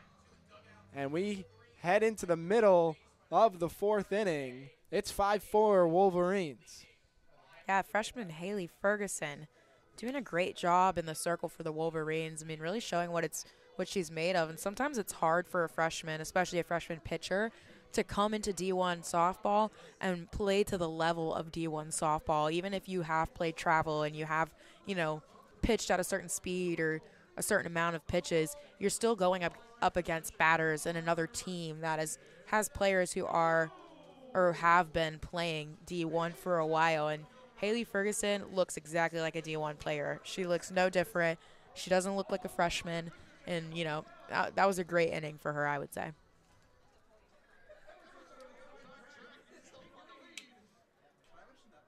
There's a horse race in the outfield. We've got 2 kids riding on horses in right field. It looks like it is not going to be a close race. A blowout. But that's okay. It's okay. It's all for the fun. Looks like, checking back in on the softball game we've got going on, Casey Fazzini will stay in the circle for Western Michigan. It's 5-4 Wolverines as we head into the bottom of the 4th. Looks like they didn't put Niles anywhere in the field. She pinch hit for Wolf, who is the designated player. So I think she's probably just going to take that role, yeah. It is Ella McVeigh. Again, starting with the 9-hole batter here. I just love this, this next 3 that we have. McVeigh looking for a slap hit, but takes it for ball 1. That one got away from Smith, but it's the start of the inning, so no one's on base to take advantage of that. McVeigh reached on a single. The one that got hit down third baseline. The 1-0 gets taken for strike 1. Going to slap because she's not down 2. Now in bunt formation, takes it back and looks at the off-speed pitch outside for ball 2. 2-1 count. And decided to hit that one. I'm curious if she's making these decisions herself or if, the coaches are telling her whether to bunt or slap or hit. McVeigh now looking to hit that one outside, ball number 3. It's a 3-1 count. So McVeigh ahead of the count here to open up the bottom of the 4th. It'll be the top of the order after McVeigh. And here comes the 3-1. That one low and ball 4. So McVeigh will get on base once again with a walk this time, and she's on first with no outs here in the bottom of the fourth, and up comes Indiana Lankford. Yeah, not really good for the Broncos here because the last people you want on base is Ella McVeigh, Indiana Lankford, and Janisa Conway. You know, the three fastest and, you know, just crazy good base runners. A strikeout and a single in her first two at-bats, and she bunts this one, and the throw to first is not in time. She's safe at first. Great speed by Indiana Lankford. I mean, crazy beat out there. Again, she's insanely fast. That one was such a routine out to get, but, you know, it had nothing to do with the Broncos' defense, bunt defense there. It's just she's insanely fast. And now you have, you know, Ella McVeigh on second, Indiana Lankford on first, and Janisa Conway, who can definitely bring them home. I mean, again, a really good setup that Michigan has going on here. Conway with runners on first and second, no outs. Looks at the first pitch, outside, and it's ball one. Both runners here. Looks like they're interested in taking off on an errant pitch, as we'll have meeting at the circle for Western Michigan. They'll talk some things over. We'll see if they stick with Fazzini or go elsewhere. Looks like they might be bringing someone else in. Yeah, you have Morgan Vanderboer, the pitching coach for the Broncos, making a decision here. It looks like they're bringing somebody from their bullpen who's been warming up this entire time. But they'll see. Maybe they possibly keep her out there because they seem to be talking some things over. Yeah, it doesn't look like she's actually coming out. She just came from the bullpen. Yeah, they're keeping her out there. I mean, she hasn't been out there for too long, and I'd give her a chance. She's going up against some of Michigan's best, you know, runners and batters here right now. So just give her a chance to warm up, and, you know, hopefully she can get some better balls off the hand. Don't blame Western Michigan for being wary of pitching to Janisa Conway and talking some things over. She is for sure a power bat. 18 RBIs, 7 home runs, batting .303. And it's the 1-0 count now. Here comes the pitch. That one looked at, but it's a strike, and it's 1-1. That looks like a really good pitch there, but, you know, she's very early in the count. She can let that one go by and still has a couple other chances. Conway flew out in her last at-bat. Here comes the 1-1. That one looked at low, and that's ball 2.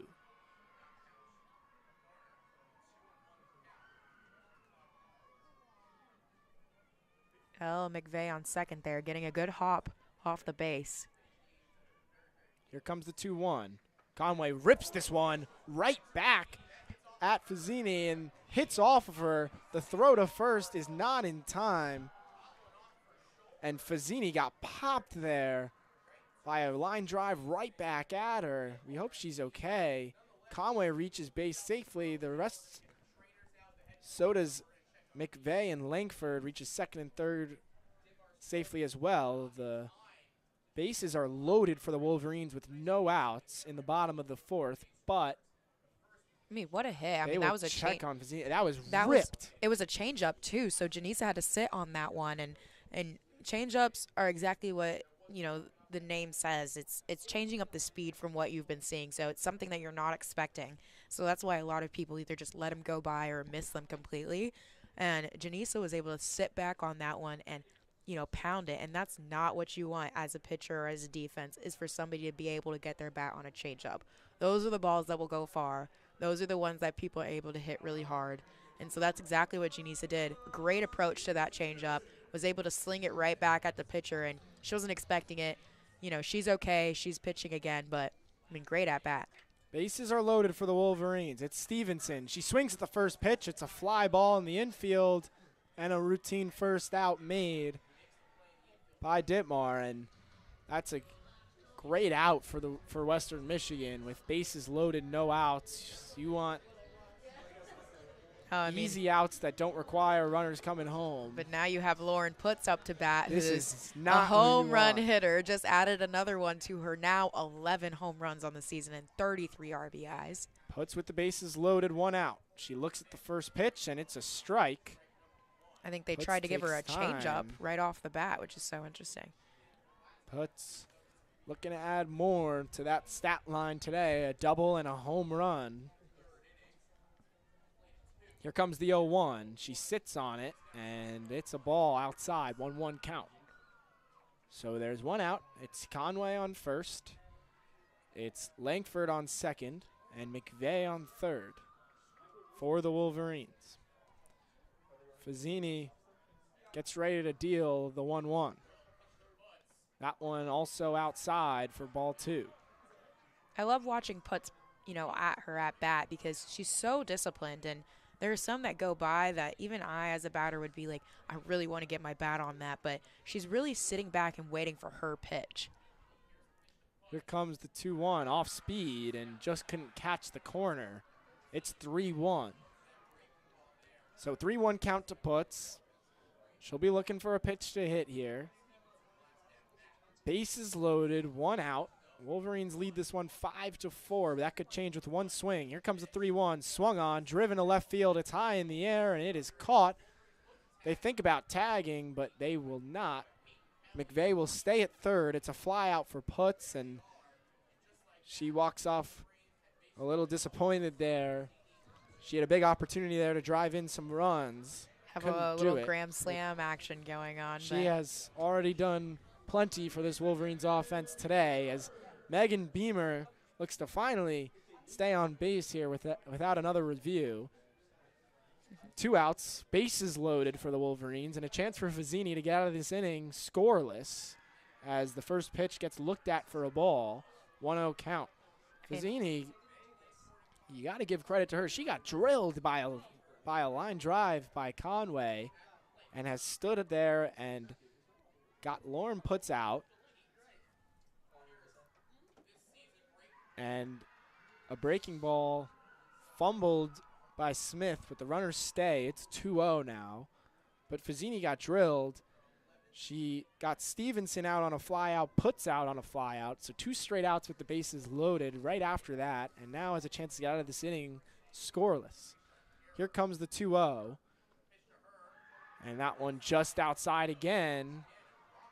Smith looks back asking where'd that one miss, but that's ball 3. 3-0 count. One more ball would bring McVeigh home for a run.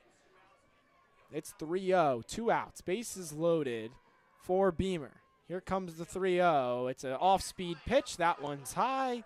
Beamer will take first base, and McVeigh will walk over on home. And it's 6-4 Wolverines. Bottom of the 4th. Bases remain loaded. Yeah, I'm surprised that, the Broncos coaches haven't, come into the circle and had a little meeting or at least a little chat to kind of talk through maybe a plan or something like that, because you have bases loaded and you just walked one in. So the Broncos really need to lock in right now. Ellie Sealer at the plate now with 2 outs. Gets an off-speed pitch for a strike. She looks at it, and it's 0-1. That's so interesting that Fazzini's doing that, where, she's giving an off-speed pitch, a changeup, right off the bat, and then showing them her actual speed. The 0-1 comes in outside, and it's 1-1 now. Looked like a backdoor curve there.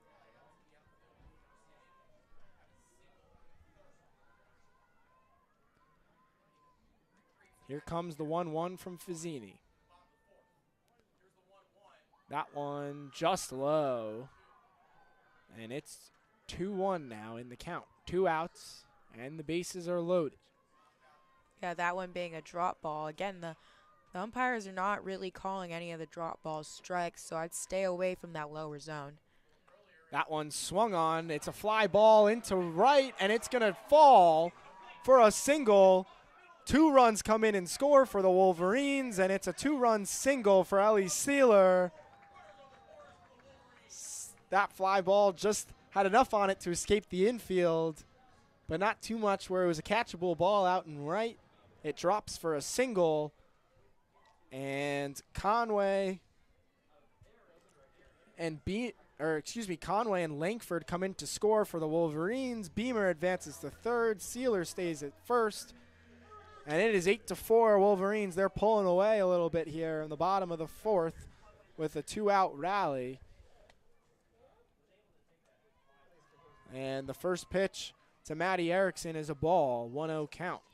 Yeah, that's one of those things where it doesn't have to be pretty to do something really good. And that ball was popped right up in the air, but it landed in the good zone, and you had both second and first running after it, leaving first open. Erickson rips one to left field. It's a single. It will score a run.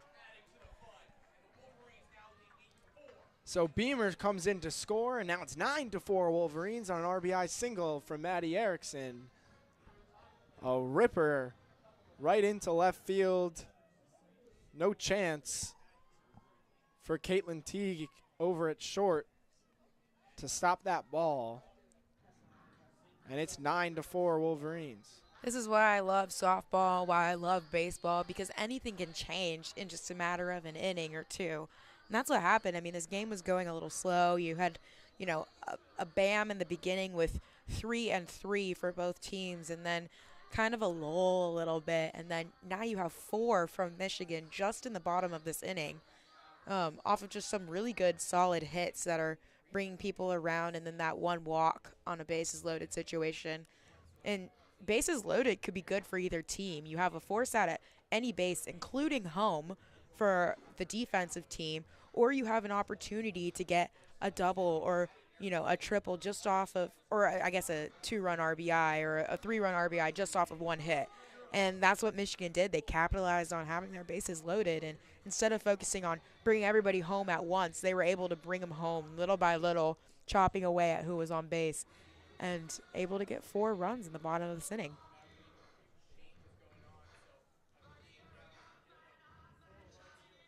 So Western Michigan will look for a pitching change here in the bottom of the fourth with 2 outs, runners on first and second. Michigan doing a great job of driving runners in scoring position home today. The reason why they find themselves up 5.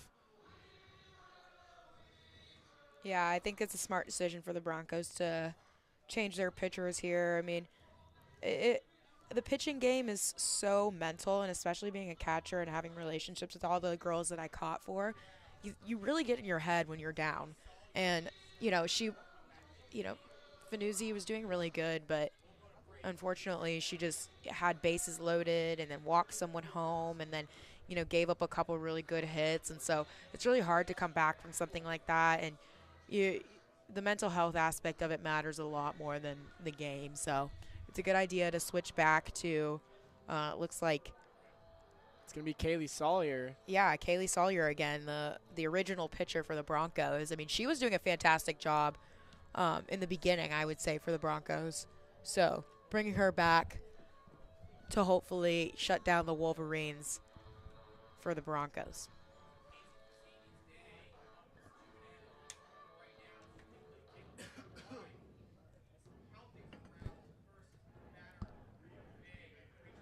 So it's Kaylee Sawyer once again.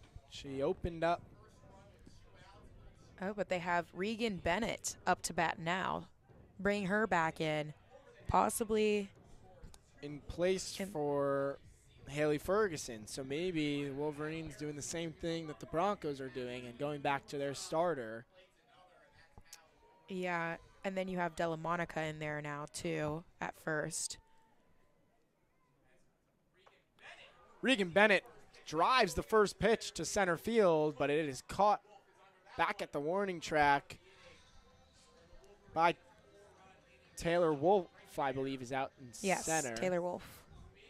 I mean, that's what I really wanted to see Regan bat, and so it was kind of unfortunate that she got taken out after the first inning, but I'm excited to see if they're keeping her in and to see her batting, because I know she's known for her batting.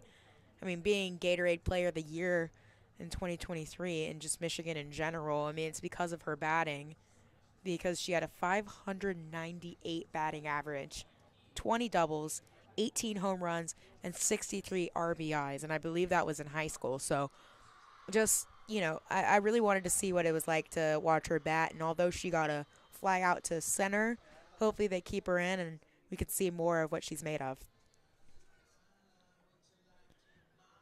But we have,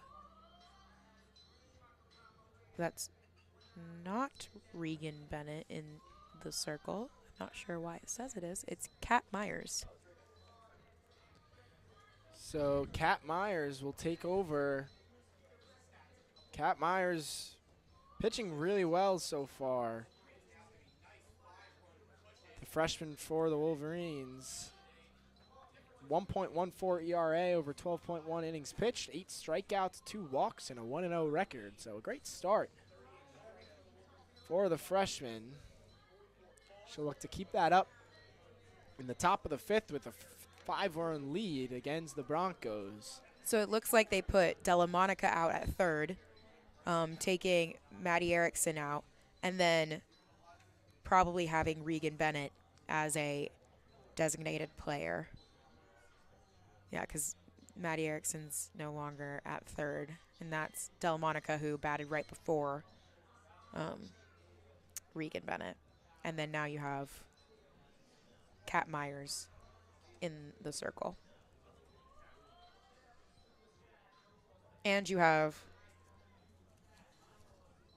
Karkaburo behind the dish, too. Let me see if there's anybody else. Alakwa now, it's second. McVeigh staying at short. And then Stevenson, Conway, and Sealer still out in the outfield. Here comes the first pitch from Myers. Hits Peyton Kelly on the leg. So the first pitch, errant from Myers, and it'll put a runner on first to start the top of the 5th here.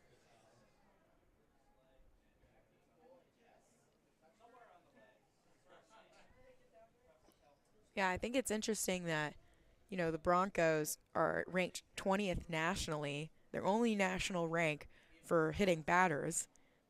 They've hit 7 this season so far, but the only hit of the game has come from the Wolverines. So it's interesting how that works out.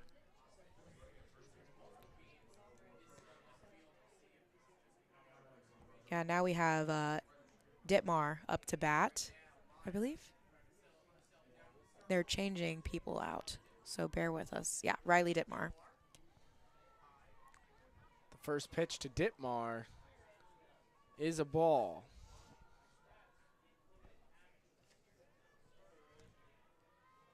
Yeah, she started off with a 229 average, but now is up to a 381.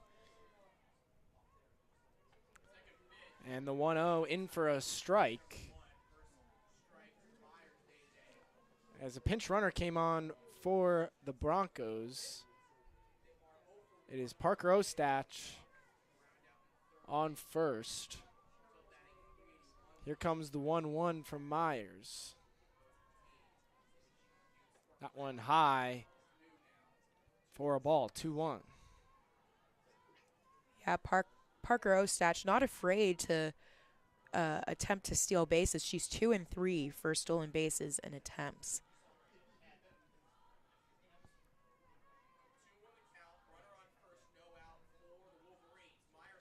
The 2-1 pitch is tipped foul. Dead ball because it hit off of her leg. 2-2 now.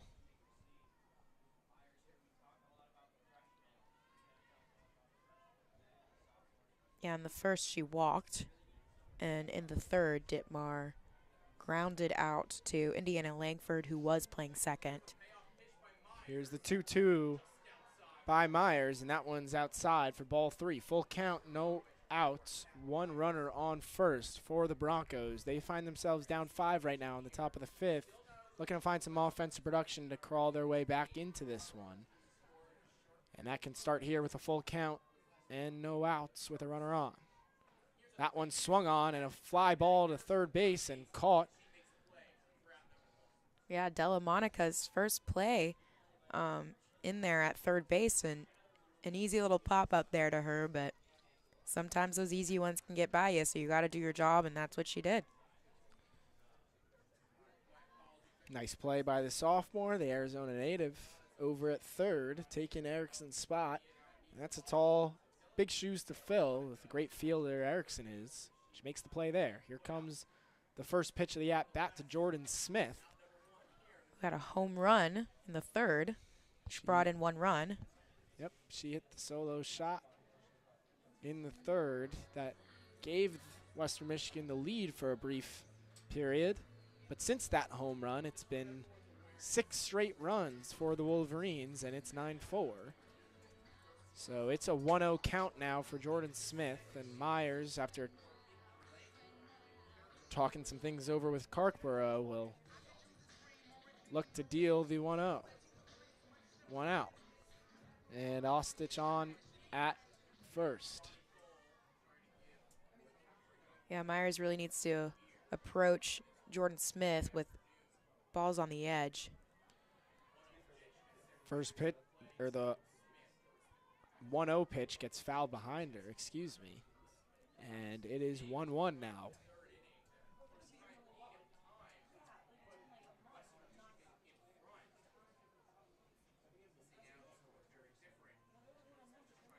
Here comes the 1-1. That one high on the off-speed pitch. And it is 2-1 now in the count.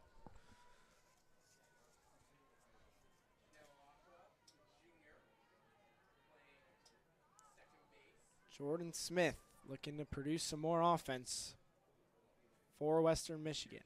Here comes the 2-1. That one swung on and popped up and over the press box.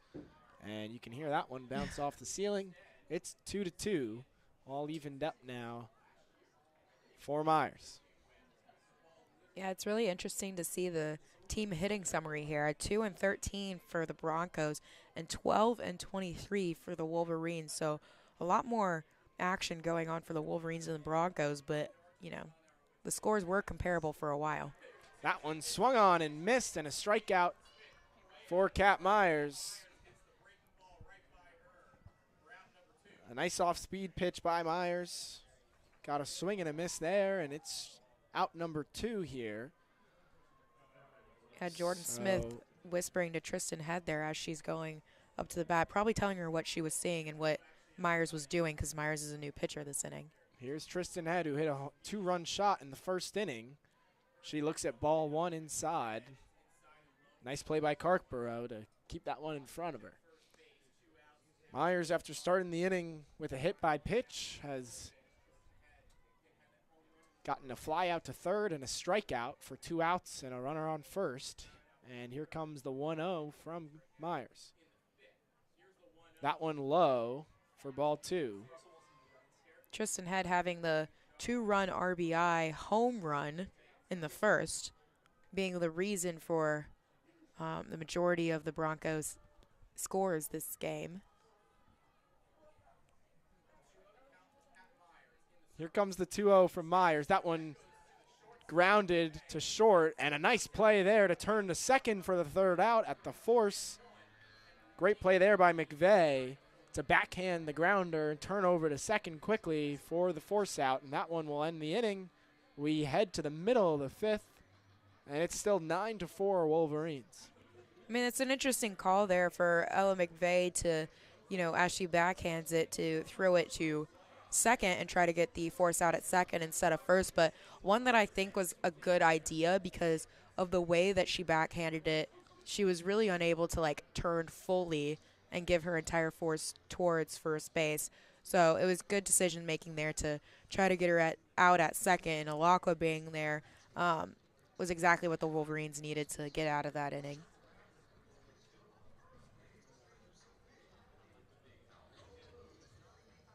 Myers getting a little pep talk from pitching coach Brundage. Probably telling her to follow through. That's what that motion looked like that she was doing. Like a little more follow through and you'll get it, because she was hitting that inside and low pitch a little bit more than any other pitch. So just a little bit more follow through and you know, cross, then she'll be able to get it in the center and up more.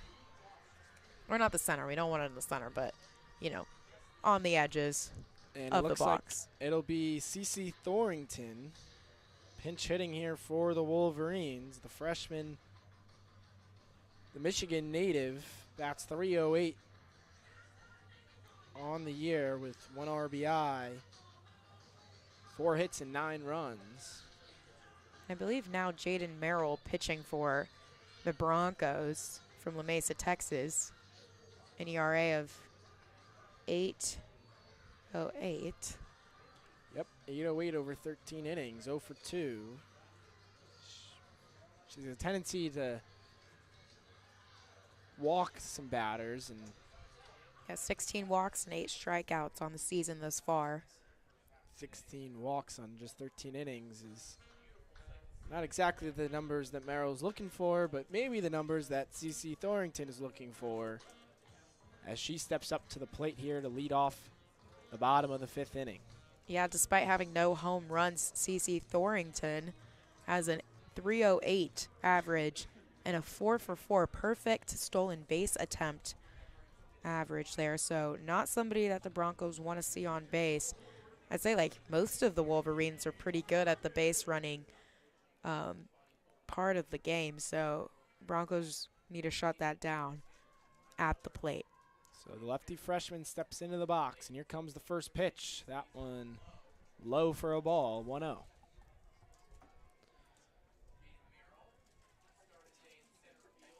So Jaden Merrill moves her way from center field to the circle and now deals the 1-0 to Thorington. That one high and outside. Ball 2, 2-0 count. And I believe we now have Parker Ostach in left field as well. It's hard to keep up with some of these changes, but we'll do our best. Both teams mixing things up in the field. Here comes the 2-0. That one low. And it is a 3-0 count for Thorington. So on cue, a potential for a walk here in Merrill's first at-bat and Thorington's first at-bat of the game. Thorington steps back into the box and gets in position for the pitch. Here comes the 3-0. That one called for a strike, and that's strike 1. Just got the corner there.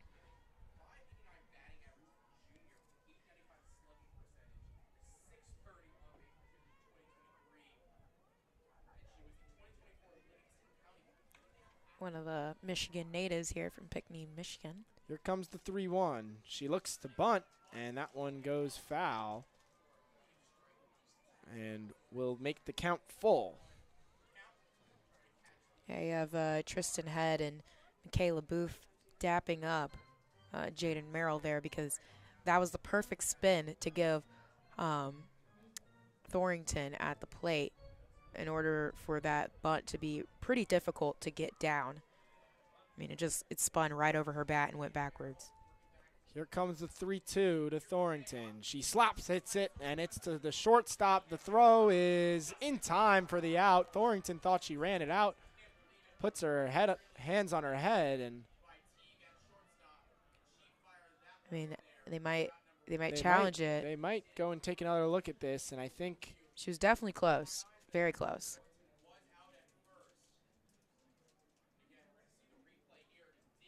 I think they will challenge this one. Oh, she was there. I think she was there. And on the video board, I agree. It looks like she got she's there there first before the throw got in. Wow.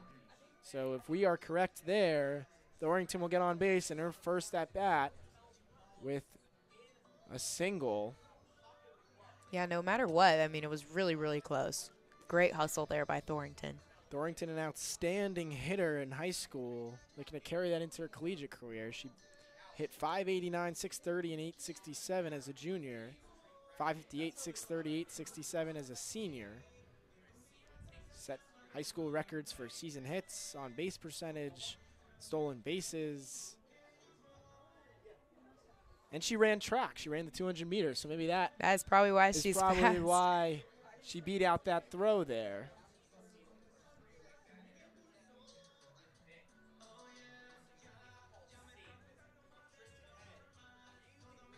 I mean, it's looking really close on the board. It looks close on the board, but it looks like there her foot's touching the bag and the ball is not in the glove.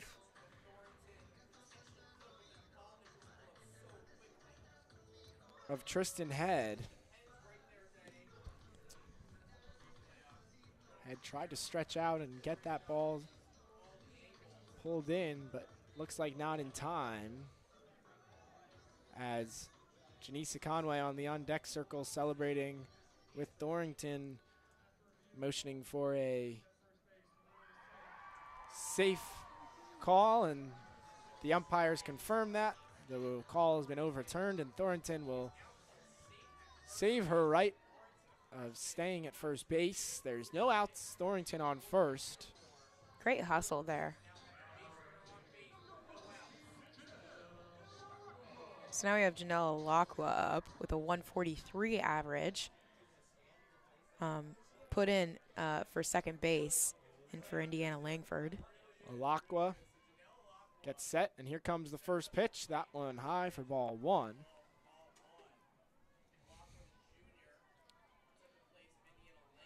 So Lacqua from Fort Mill, South Carolina. Looks at that one low, and it's a 2-0. Lacqua, 3 RBIs on the year, 1 for 1 on stolen bases.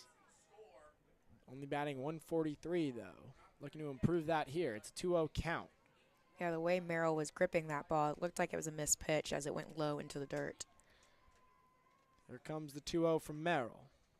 That one low as well, and it's a 3-0. Yeah, it's looking like she's trying, if I had to guess from the way that she's gripping the ball, trying to get a curveball going on, but it's missing a little bit, and it looked like she tried again, and it missed again into the dirt. Here comes the 3-0 from Merrill. The pitch inside for ball 4.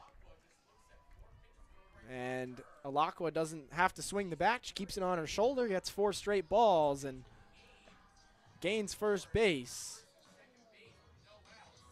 Yeah, it just looked like that curveball pitch wasn't really working for Merrill right there, and then she tried to give her a inside fastball on that last one, but it was a little too inside and hard for her to get out of the hole that she dug herself into. So Thornton on second, Lacqua on first for Janisa Conway. Stepping into the box. Conway looks at the first one low for ball 1. There's still no outs in the inning, so the Wolverines looking to pile on more to their lead. It's 9-4 here in the bottom of the 5th. Here comes the 1-0 pitch to Conway. That one not swung at and outside for a ball 2. So this is 6 straight balls thrown by Merrill. Yeah, that one again, I think it was her attempt at a curveball and it just missed low. And that's one of those things where you have to just kind of stop trying to throw the curve and get it later. The 2-0, that one inside for ball 3. So that's 7 straight, and a ball here would be 2 straight walks on 4 pitches. Conway is a heavy hitter, though. With a good pitch to hit, she might look to swing here. Here comes the 3-0 from Merrill. She does swing and swings hard and doesn't make any contact. That's strike 1, but man, oh man, couldn't imagine how far that one would have went if Conway. She really wanted to hit it. She almost did a full 360 there. But here comes the 3-1. Conway looking to get a big one again. She rips this one down the second base line, and it's a single. Runners will stay, though. No run comes in. Conway with a single, ripped to right field. And Thornton will stay at third. Base is loaded for Avery Fanucci. The 176 average on the season, 34 at-bats. You know, great defender, but no home runs on the season or attempted stolen bases. So doesn't seem like she gets too much action at the plate as much as she does defensively.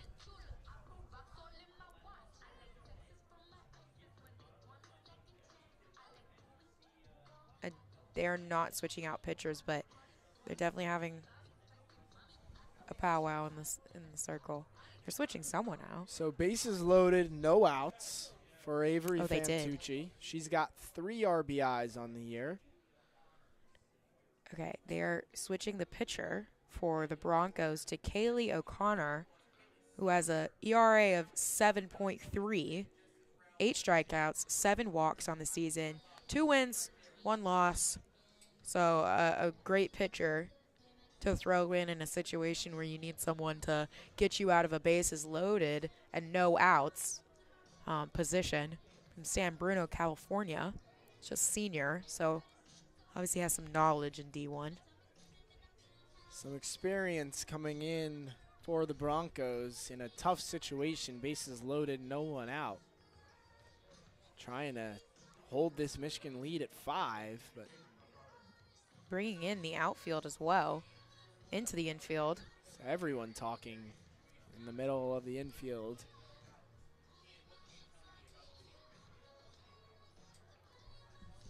That's so interesting because a lot of the time when you have a new pitcher, you have like powwows in the infield. You never really bring in the outfield.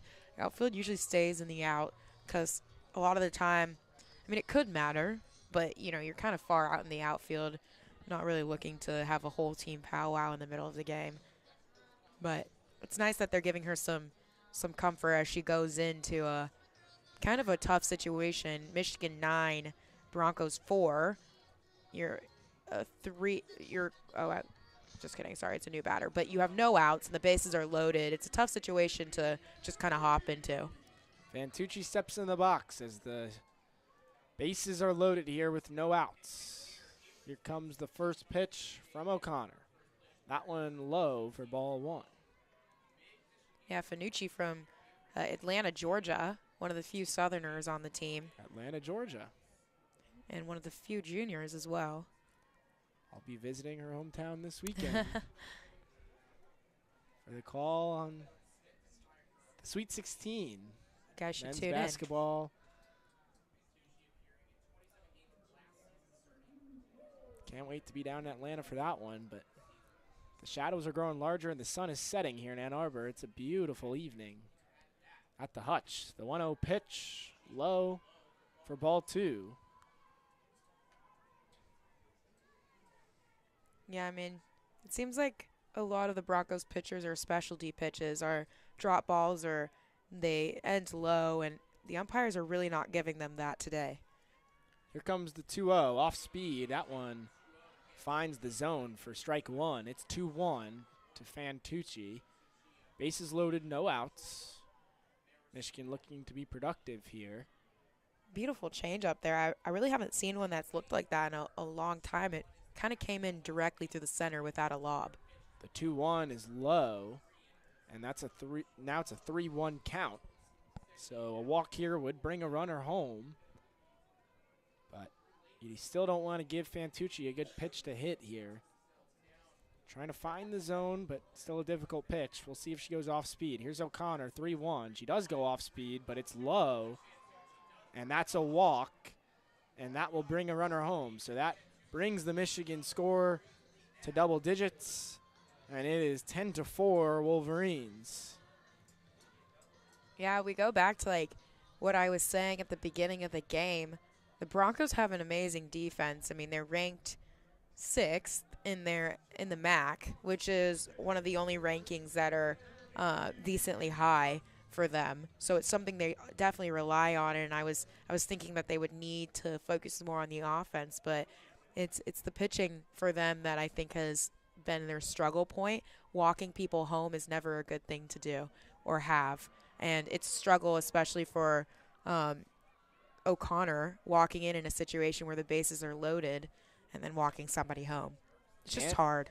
Andy Dirk steps in now for the Wolverines to pinch hit. The freshman, she was the number 18 prospect by extra innings. She took ball 1 and now takes ball 2. Andy Dirks batting .308 on the year. 2 RBIs, 4 hits.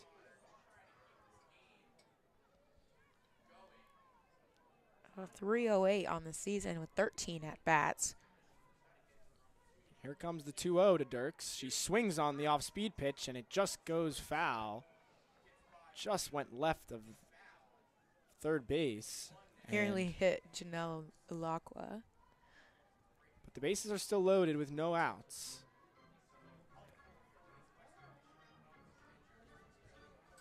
Yeah, Michigan giving some of their players who maybe are like the backup players or don't always start a chance to, kind of get some stats in their record.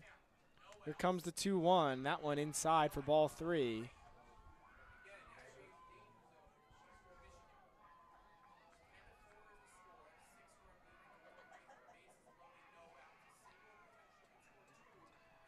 So it's a 3-1. Another walk here would bring another run home. Here comes the 3-1. That one inside for ball 4, and another walk and another run for the Wolverines. Back-to-back walks makes it 11-4, and this game is almost over. With one more run here, it would make it 5 innings in and an 8-run lead, which the rule is 8 or more after 5 complete innings, which we would have at the end of this half inning.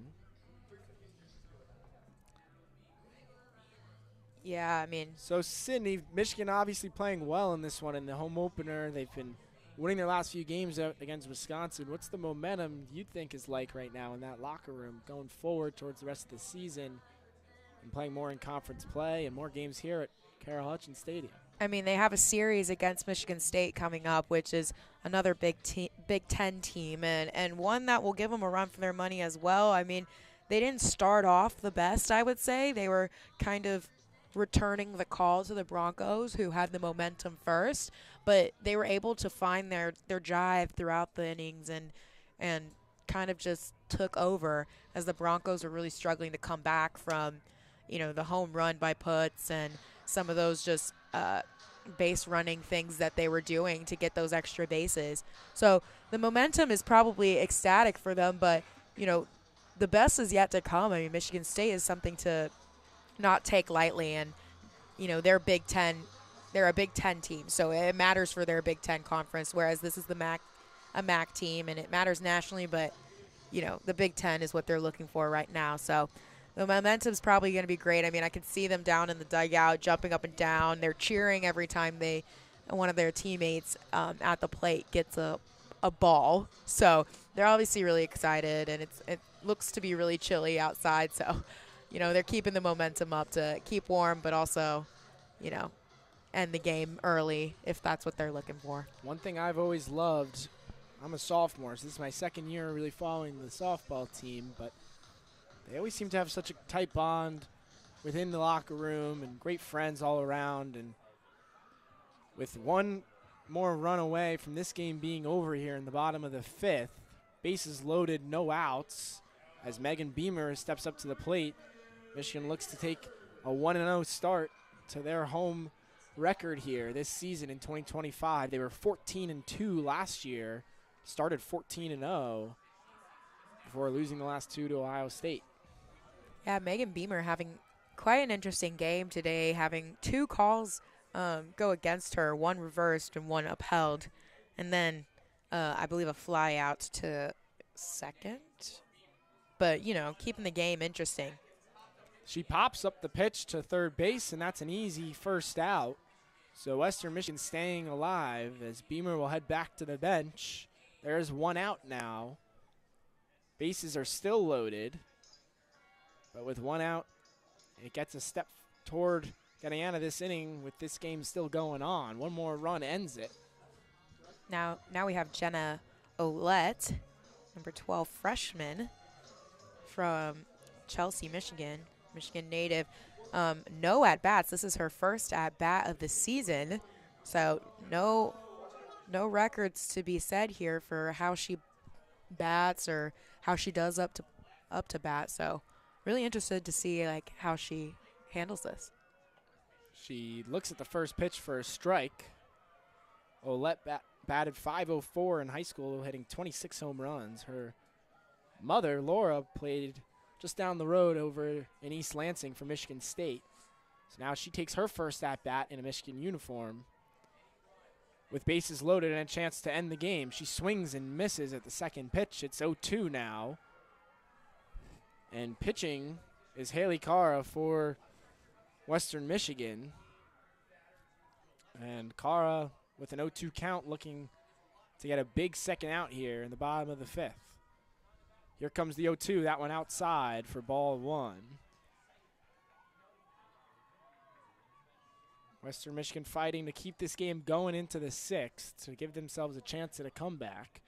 Michigan trying to close this one out here in the fifth with one more run to extend the lead to 8 or potentially more with a base hit.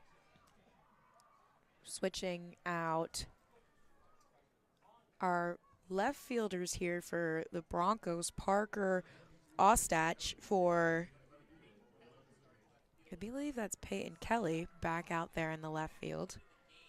Janisa Conway at third, Fantucci at second, Dirks at first. Conway a chance to be the winning run here for the Wolverines. The 1-2 gets swung on and tipped behind, which will keep Olette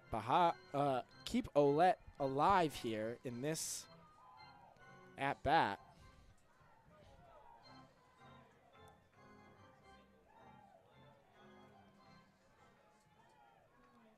Here comes the 1-2 to Olette. The windup in the pitch. Swung on and missed, and that's strike 3 for out number 2 in the inning.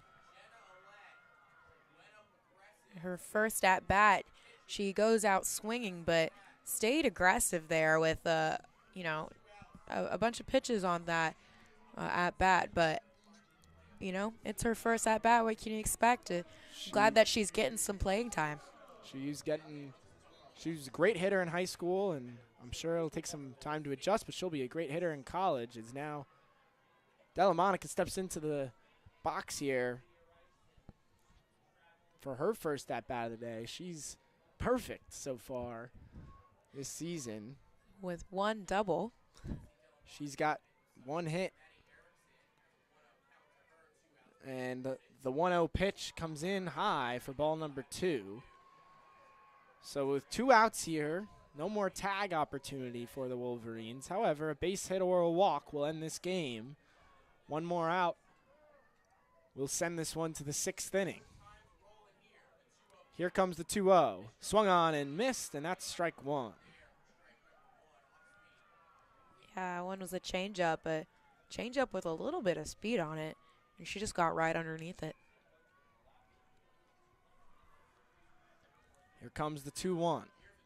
Swung on and hit to left field, but that one goes foul. 2-2 now, and 1 strike away from sending this game to the 6th inning is Haley Cara.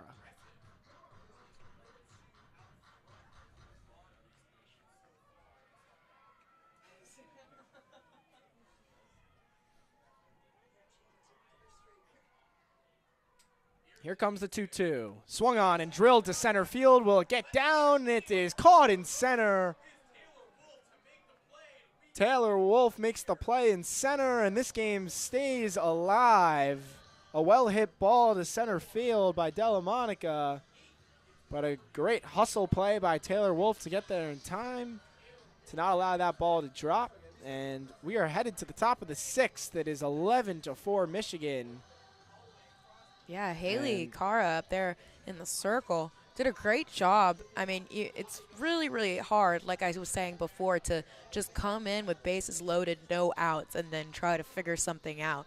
And she did a great job at shutting down Michigan, going at them like my coaches, when I played in high school, used to say to our pitchers, you need to go at them. That means you throw the ball at them with as much speed as you can and just throw them off. And that's what she did. And she just caught the Michigan Wolverines up and forced them to take it into the 6th.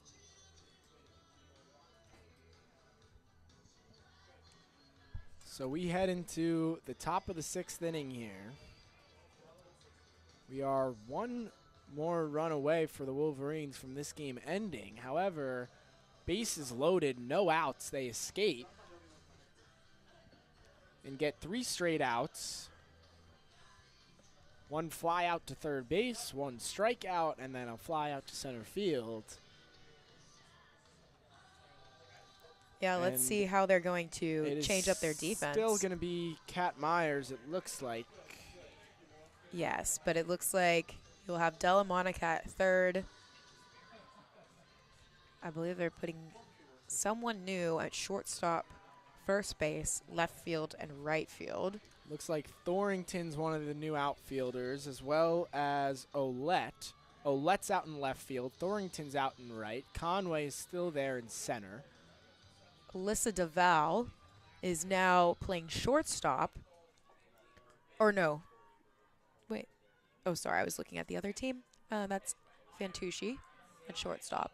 As the first pitch of the inning from Myers gets skied up high in the air and caught.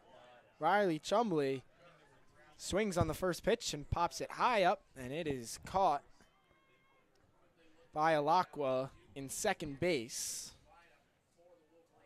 And Dirk's now playing first base. Andy Dirks at first.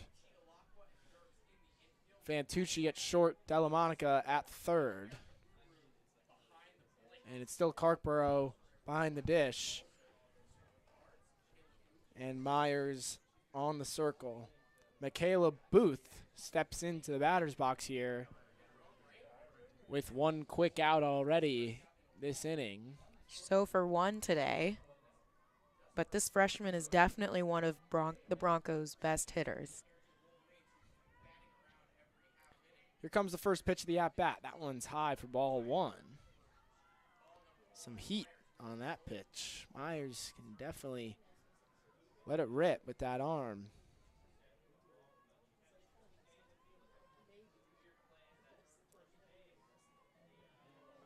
Here comes the 1-0 delivery from Myers. That one just low, below the knees, and it's 2-0.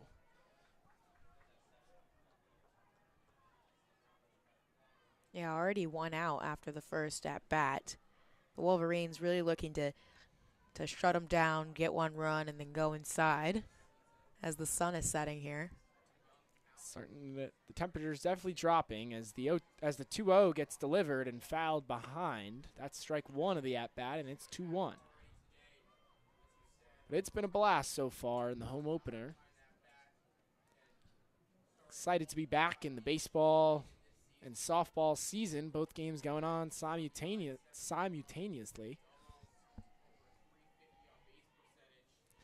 And the 2-1 is low for ball three. Yeah, that one a little bit in the dirt. Looks like she was going for maybe a screwball and then just kind of landed down.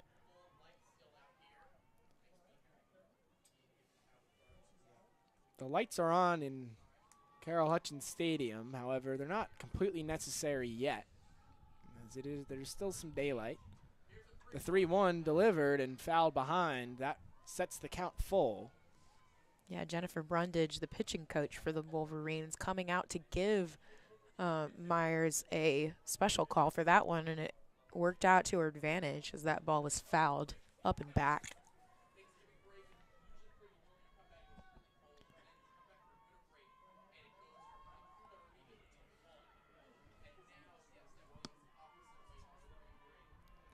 The 3-2 coming from Myers. That one swung on, fouled behind. So Booth will stay alive here. Yeah, Myers doing a really good job here, not getting stuck at that, three balls situation and coming back with 2 strikes to make it full count. Great pitching mentality. The 3-2 pitch looked at for strike 3. A great job by Kat Myers, and that's out number 2 of the inning. Booth goes down looking, and she'll give some tips.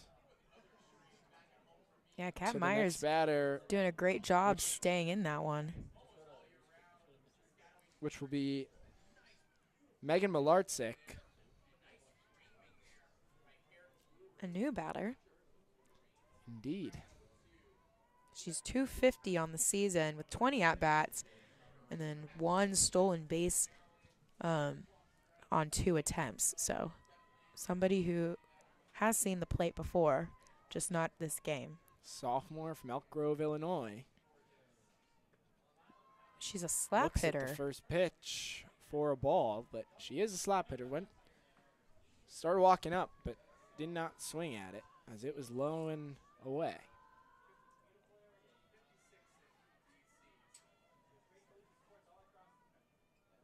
Here comes the 1-0, and that one looked at but a strike. 1-1. That was a good pitch, especially to give somebody who is a slap hitter.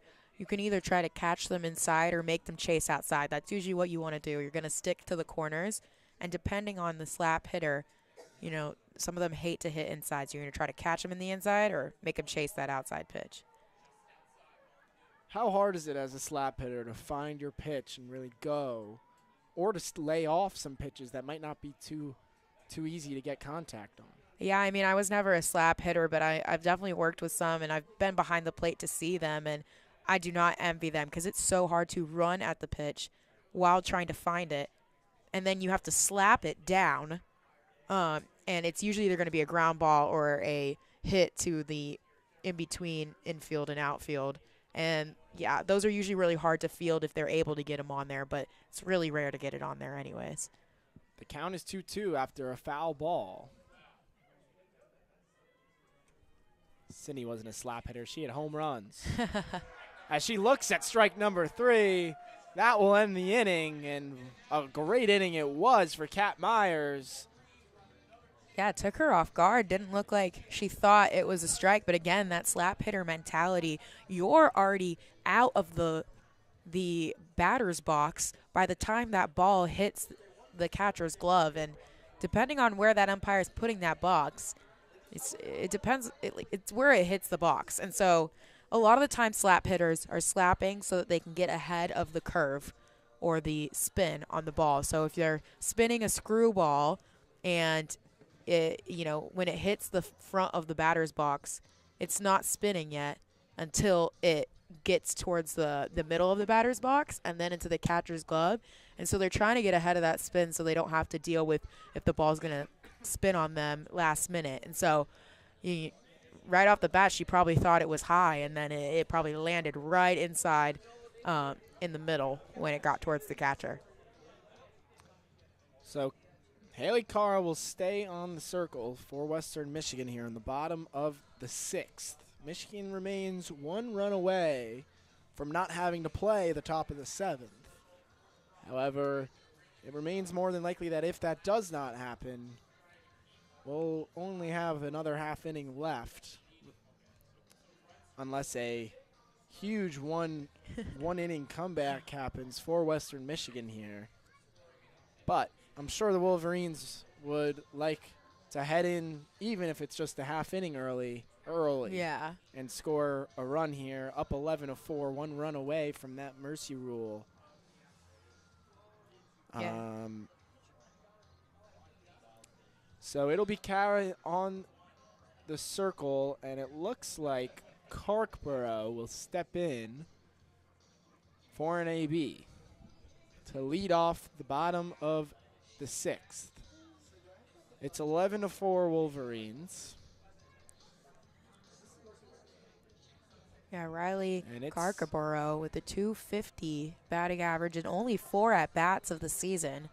So getting some action in this game. Looks to be like everybody else is. The last bit of sunlight creeping away from Alumni Field, as it is almost completely shadow now. It starts to get in the long parts of the evening. Carkborough slams the first pitch deep to right field, and this game is over. Home run for Riley Carcaboro. Beautiful hit. I mean, for somebody who hasn't had that much play at bat, she just slammed that one like it was nobody's business and like she does it every day. Beautiful hit there. People in the center field are happy to get that ball. Her team's happy to finally go inside and get warm.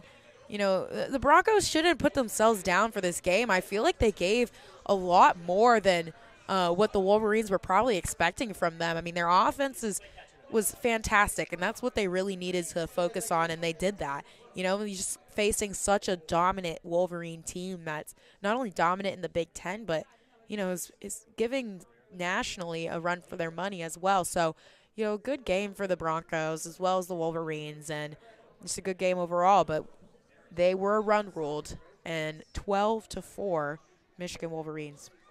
Michigan wins, and Carkborough, they wanted to go in early. It only took her one pitch. She drove it to right center field, and this game is over. Michigan wins at 12-4. It was close in the first few innings.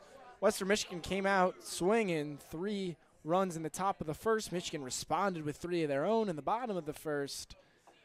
Western Michigan took the lead right back with a solo shot in the top of the third, and then a 2-run home run response by Lauren Putz in the bottom of the third. And then Michigan never looked back from there, scoring 4 in the fourth, 2 in the fifth, and then 1 in the sixth to put it away. Michigan wins the home opener 12-4. Sydney, any final thoughts from the home opener? I mean, I'm just so excited for softball and baseball season. I'm so grateful to have been able to call the baseball home opener and now the softball home opener. And both teams have just kind of shown that they're here to play and they're here to, make a mark on the NCAA. And I've always loved softball, and I used to be a huge UCLA fan, but coming to Michigan, I've seen them play, and they're just as good. I mean, all D1 softball teams, it's just a fun game to watch and even call. So very grateful that I got to call this game. And if you guys are looking for more Michigan softball, we have the Michigan versus Michigan State series coming up this weekend that you guys can tune into. You can also hop on over to the baseball broadcast. It's still going on right now against Eastern Michigan. But, yeah, overall a great game to watch. I mean, the Broncos honestly surprised me, and I thought they played great, especially in the beginning of the game. They really held their own, and it's just, the Michigan Wolverines just kind of fought back and gave it their all in that, what was that, the 4th inning when they got 4 runs. And, yeah, from there, the Michigan Wolverines just had the momentum. A great win in the home opener of 2025 for the Michigan Wolverines. We had a blast here. You can go over and tune in to the Michigan baseball broadcast when this is done. Michigan will face Michigan State, as Sydney said, on Friday at 5 p.m. And then if you want to tune into some more WCBN sports on Friday at around 10 p.m., the men's basketball team will be tipping off in Atlanta, which we will have covered on 88.3 FM. And we are signing off here from Carol Hutchins Stadium. We had a blast. Michigan wins this one 12-4. We will leave you as we always do with a good evening and a Go Blue.